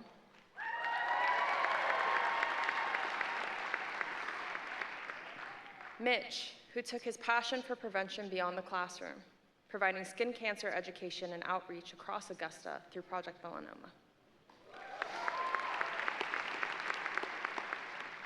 And that's just a glimpse, because the truth is, every single person sitting here has a story like that, of perseverance, of impact, of quietly doing meaningful work. We celebrated engagements, marriages, some of you started families, many of you balanced jobs, sometimes more than one, some of you faced illness, heartbreak, and loss. And somehow through all of that, we made it. There's only one word for it, and it's resilience. Every long day, every difficult moment, every bit of uncertainty, it was shaping us into the physicians and the people we are becoming. And if there's one thing I know for sure, it's that this class is full of people who are not only incredible, but deeply compassionate. The kind of physicians who will take the extra minute, who will listen, who will advocate, and that's what matters. So to my classmates, thank you. Thank you for your resilience. Thank you for your kindness. Thank you for showing up, not just for yourself, but for others. And for everybody who got us here, this day belongs to you too. I guess, in a way, my mom was right. She always is, because sometimes the most important thing you can do is simply say thank you. So thank you, and congratulations to the class of 2026.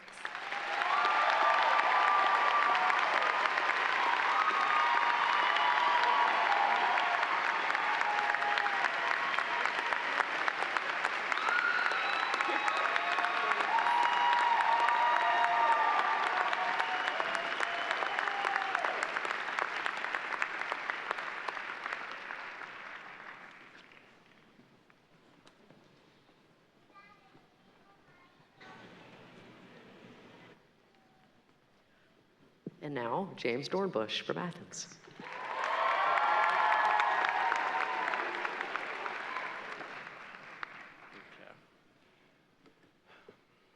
Good afternoon, everyone. As mentioned, my name is James Dornbush. I'm the class president for the Athens campus. Right now, it feels pretty surreal standing here. For many of us, White Coat Ceremony was the last time we were here. It was 2022. I was here 7 months ago giving a speech to the class of 2029. At that time, I was speaking to a group of students just beginning this journey, telling them to hold on to their why, to remember who they were before medical school, and to be mindful that over time, it becomes easy to lose sight of that. I emphasize how they're coming off an interview cycle, and it forced them to articulate themselves and their mission statement. As such, their why was more explicit than ever. What I didn't realize was that the same point would be applicable to us right now. Somewhere between white coat and hooding, all of us learned something that wasn't fully appreciated on day one of medical school. It's not that we lose our why all at once. It happens gradually, through exhaustion, repetition, pressure, and the constant focus in simply trying to make it to the next step. We came into this process after years of being told, implicitly and explicitly, that we had earned our place here, that we were chosen, that we were meant to become physicians. And in many ways, that's true. But over the past 4 years, we've also learned that medicine doesn't operate on entitlement. It operates on persistence, on showing up again and again, even when things are difficult, uncertain, or exhausting. Things like step exams, shelf exams, long rotations, overnight shifts, early mornings that make us question why we're even doing this. These weren't just academic milestones. They were tests of endurance, of grit, of whether we could keep marching forward even when we couldn't see where our feet were going to be planted next. Along the way, a quiet realization manifested itself. Not everyone who was with us at the White Coat Ceremony is with us today. And I don't say that to diminish efforts or to suggest a narrative about success or failure. I say it to remind us that this moment, that being hooded, graduating, moving forward, it's not something we were entitled to. It's something we earned through growth, through persistence, through continuing along the path even when it wasn't straightforward. I think back to something that happened during my pediatrics rotation. This is the same thing I told the White Coat Ceremony class 7 months ago, so I apologize for reusing content and if you're hearing it again, but I think the point's highly applicable. So that morning, my attending and I had been talking about residency, long hours, pay, responsibility. It's a common conversation that comes up during the training process. Our next patient was a young boy with his father, and the dad started talking with me and was really excited that my training was nearing an end. He said it must be so exciting to finally start making some money. And without much thought, I responded with something I'd heard many times over, that once you account for hours worked, it often comes out to be less than minimum wage. It was something in the culture of medical training can sound almost like a joke, a shared understanding, a coping strategy. But afterward, my attending pulled me aside and told me something I hadn't forgotten. She said that while my comment may have felt harmless, it could have landed very differently for a family sitting in a clinic serving underinsured patients. And she was right. In that moment, I realized I'd become pretty detached from the reason I came into medicine. Not intentionally, but gradually, through the fatigue, the repetition, the normalization of stress, cynicism, and just trying to get through the day. It wasn't that I'd stopped caring. It was that I hadn't noticed when I had stopped noticing. We came into medical school with a sense of purpose, with clarity about who we are and why we got here, and over time, that clarity gets tested. It's not erased, but tested. We learn how to function under pressure, how to perform when we're tired, and if we're honest, we also learn to be a different type of person. We've learned things that don't appear in lecture slides or textbooks. We learn how to keep going after moments don't go the way we'd hoped. That's the hidden curriculum of medicine. It's also where most of our growth happened. I think it's important, with all this talk of persistence and hard work, to realize we also didn't get here alone. Medical training has a way of making everything feel individual. Your exam score, your evaluation, your application, your performance, every step of the way.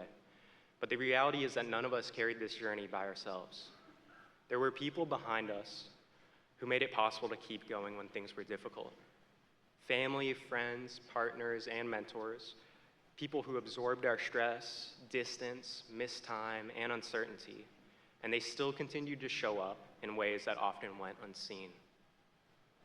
I want to take a moment to thank my wife, Catherine, for that. Medical school didn't happen instead of life. It happened alongside it. In fact, during this journey, our family grew with the birth of our son, Henry. We weren't alone. Several classmates became engaged, married, and had children during these past 4 years. Fatherhood has changed the way I think about balance and sacrifice in a way that I didn't fully understand when we started this journey. Because what I've come to realize is that life doesn't pause for medical training. It doesn't wait for exams to pass or rotations to end. It continues fully, messily, and meaningfully right alongside of it. And so much of what allowed us to reach this point wasn't just individual effort, but the support systems that carried pieces of this journey with us. In many ways, it belongs to the people who helped us become the kind of individuals who could make it here. When I think about this moment, being hooded, I don't think about it as the finish line. I think about it as a transition. From being students who are structured and closely guided, to physicians who are trusted to navigate ambiguity. And it's not like we have everything figured out. It's quite the opposite. It's because we've learned how to keep figuring it out. And maybe more importantly, because we've learned how to notice when we need to return to the parts of ourselves that brought us here in the first place.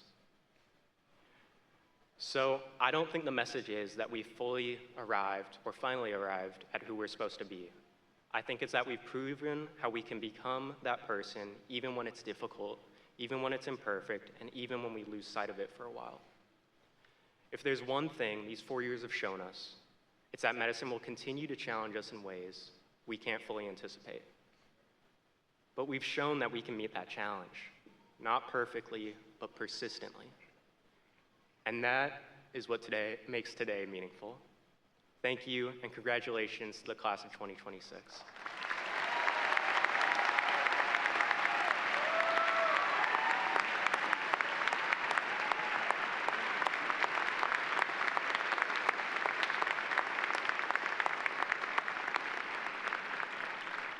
You people elect your class presidents for a reason, a very good one. Thank you both for your speeches. Please welcome Dr. Pamela Tipler to the stage to recognize the military service of our classmates.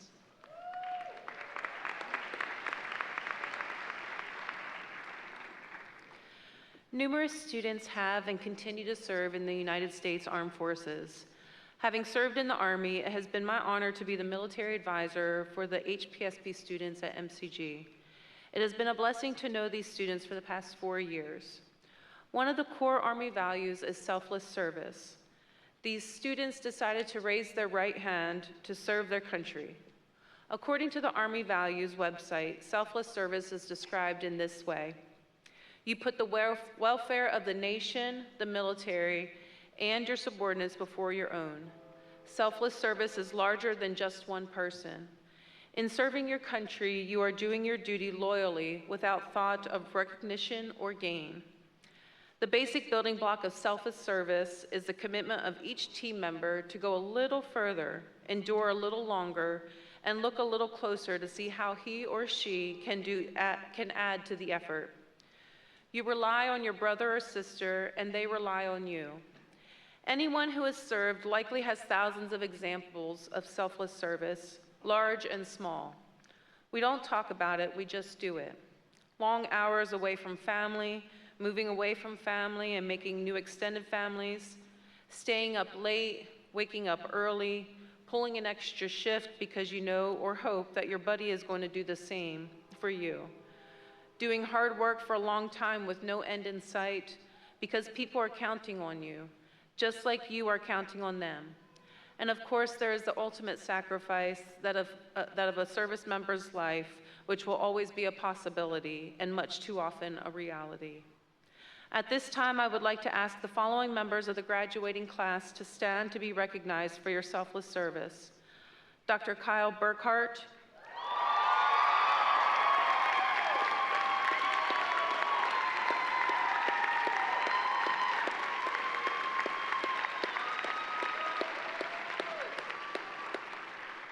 Dr. Erica DeAndre,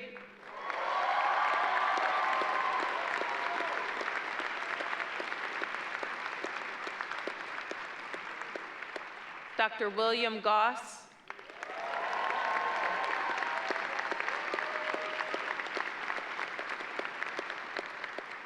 and Dr. Jacob Knight.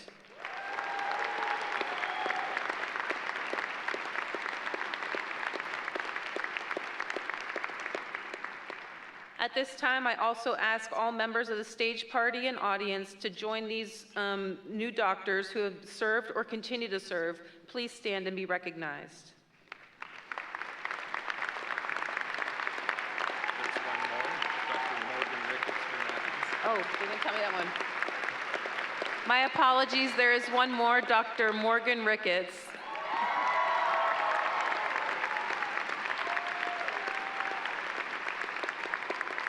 And congratulations all once again.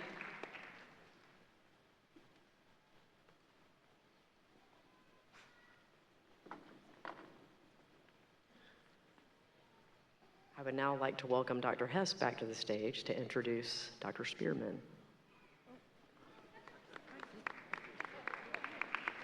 My pleasure to introduce Dr. Vanessa Spearman, the president of the Alumni Association. Vanessa?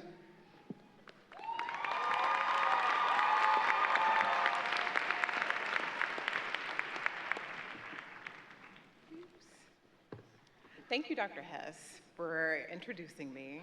It's truly a pleasure to serve on your team. And to the amazing class of 2026, it is my honor to offer you my heartfelt congratulations, as well as to represent the Medical College of Georgia Alumni Association. This is certainly a full circle moment for me. 21 years ago, I sat in the very same seats in this very room during my own hooding ceremony. And if you roll the clock 8 years prior to that, 29 years ago, I sat in this very room during my high school graduation from Davidson Fine Arts Magnet School. If you had asked that 17-year-old girl about her future, never in a million years would she have imagined that she'd be standing here in front of you today as the president of the MCG Alumni Association for a second term. The significance of this moment is not lost on me, and I'm both humbled and grateful. Commencement is a time of reflection, and as I reflect upon my time being in this room 29 years ago, I'm reminded of an amazing woman by the name of Beverly J. Barnhart, who was an educational legend in the city of Augusta, Georgia. I was very fortunate to have her as a principal, mentor, and a dear friend. And every year, at the high school honors day assembly, she read an excerpt of Robert Fulgham's book, All I Really Needed to Know I Learned in Kindergarten. So many years now, I've read this excerpt to graduating seniors in her honor. Unfortunately, we lost Ms. Barnhart last September, so today I read this to you in her memory.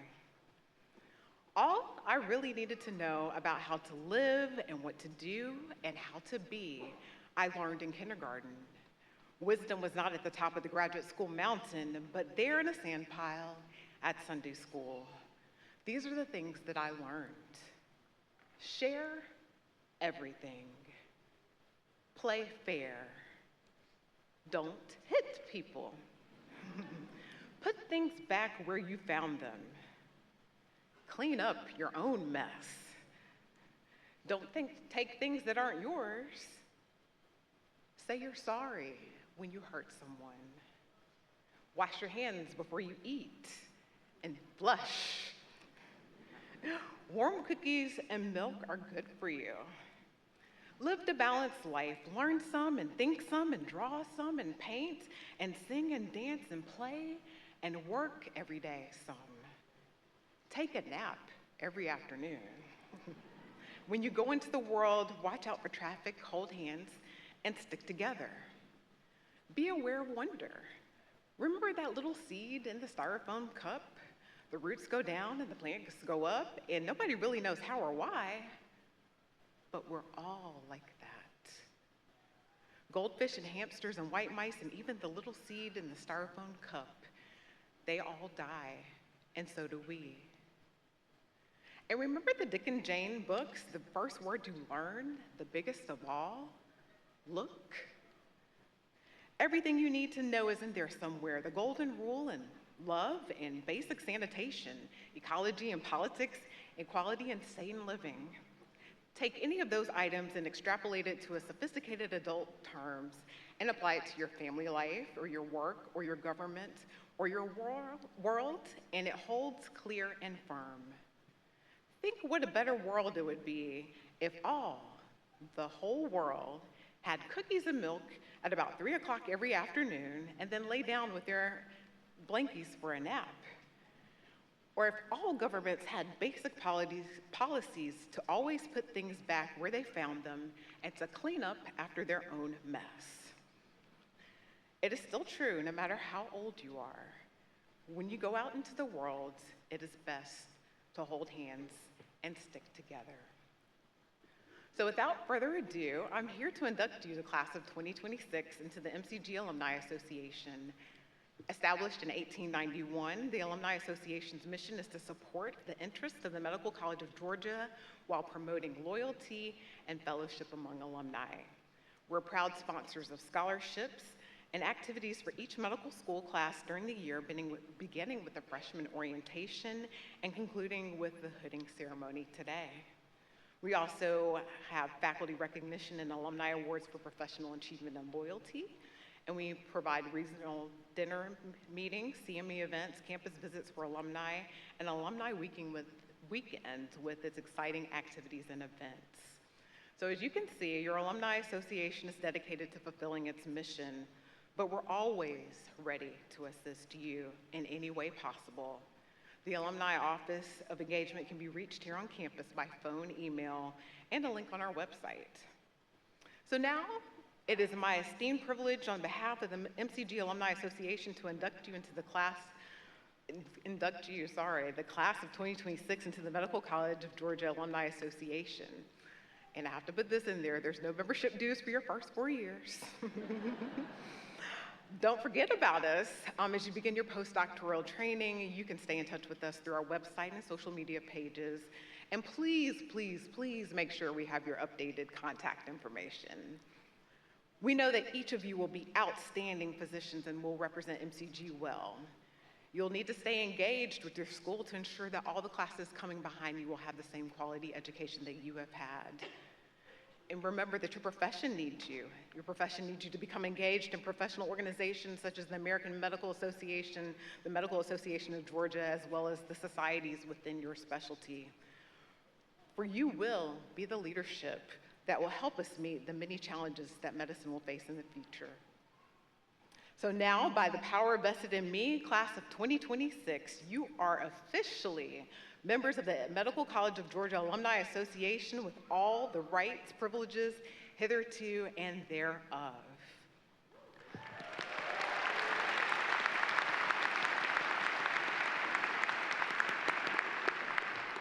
We, the MCG Alumni Association, are truly a family, and we always welcome you with open arms. So no matter where your life and career takes you, whether it's across the street, across town, across the state, across the country, or across the globe, remember that you can always come back home, and that no matter how old you are, when you go out into the world, it's best to hold hands and stick together.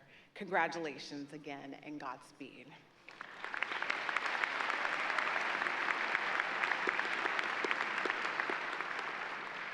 Please welcome back to the stage Dr. Nuss to administer the modern Hippocratic Oath.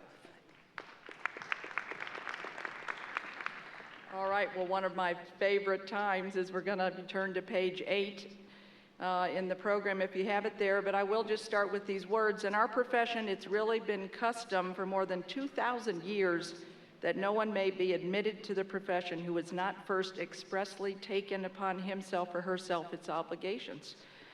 Although the original language of the Hippocratic Oath is somewhat antiquated, we still find great meaning in this oath that has been slightly modified to better fit our contemporary times.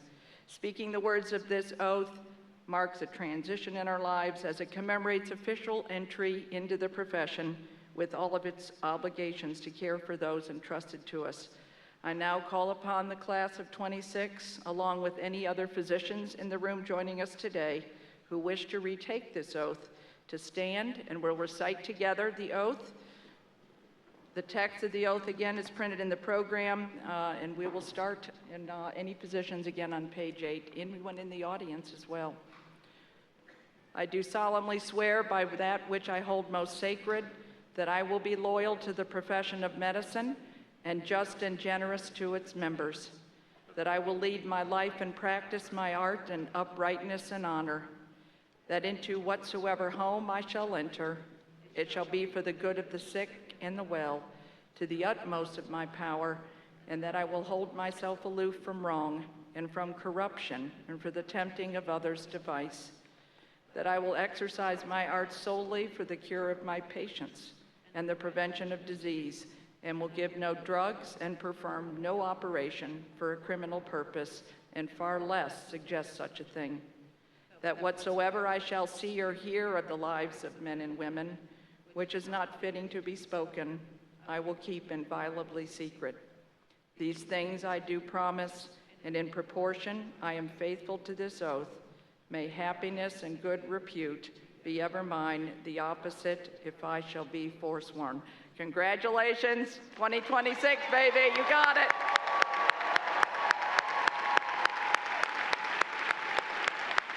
All right, sit down for just a minute. I'm going to bring up the amazing Dr. Jennifer Tucker to give a few last words of wisdom. It'll be about a 25-minute speech. Just kidding, I took the joke. Okay, all right, thanks, Tucker. All right, good. So Dr. Nuss just took my joke. Yes. Anyway, so I promise I'm not going to wax philosophic for too long so you can all get to celebrating with your families the incredible accomplishment of graduating from medical school. 25, 30 minutes tops. But I do have a few words for your class, even though I have to follow Dr. Babe's amazing speech, and I can't possibly be that funny or inspiring, and both of the class president's speeches, which were amazing, and Dr. Spearman's also.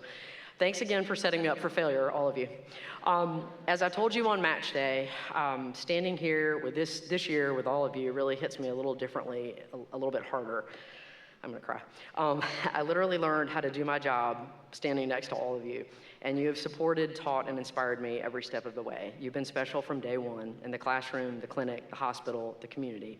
You have accomplished so much academically, but what you have done when no one was looking, without any need for praise or recognition, is what makes you so special. Anyone can put their head down and make good grades, but you've all done so much more. Each of you is a scholar, a teacher, a mentor, and a leader, and a servant, as evidenced by your incredible list of achievements during medical school. Someone once said, "To the world you may be one person, but to one person you may be the world." And you will be doctors who epitomize this description. You care deeply for friends, colleagues, and those you've never met, and you get up every day and give grace to vulnerable people who don't always reciprocate. You love the unlovable and recognize the unique beauty in others, their innate humanness, and manage to make a connection with them on a personal level. You inspire the people on this stage to do more and be better, and we thank you for that. You are the future of medicine, and the future is very bright indeed. I'm confident that you will be the kind of physicians that we would all welcome as caregivers for us and for our families in the future. We're proud of you, we love you, and we know you will do great things. Now leave the nest and change the world. Just come back and visit us now and then. Congratulations, class of 26. It has been an honor to celebrate you. We're thrilled to have you join the ranks of this noble profession, and we are honored to call you all our newest colleagues. Faculty, staff, and distinguished guests, this concludes the hooding ceremony for the 190th graduating class of the Medical College of Georgia. Newly minted doctors and families, please remain in your seats. It won't happen, it never does, until the stage party has completed the recessional. We look forward to seeing you all in a few minutes at the Old Medical College for the reception. Thank you.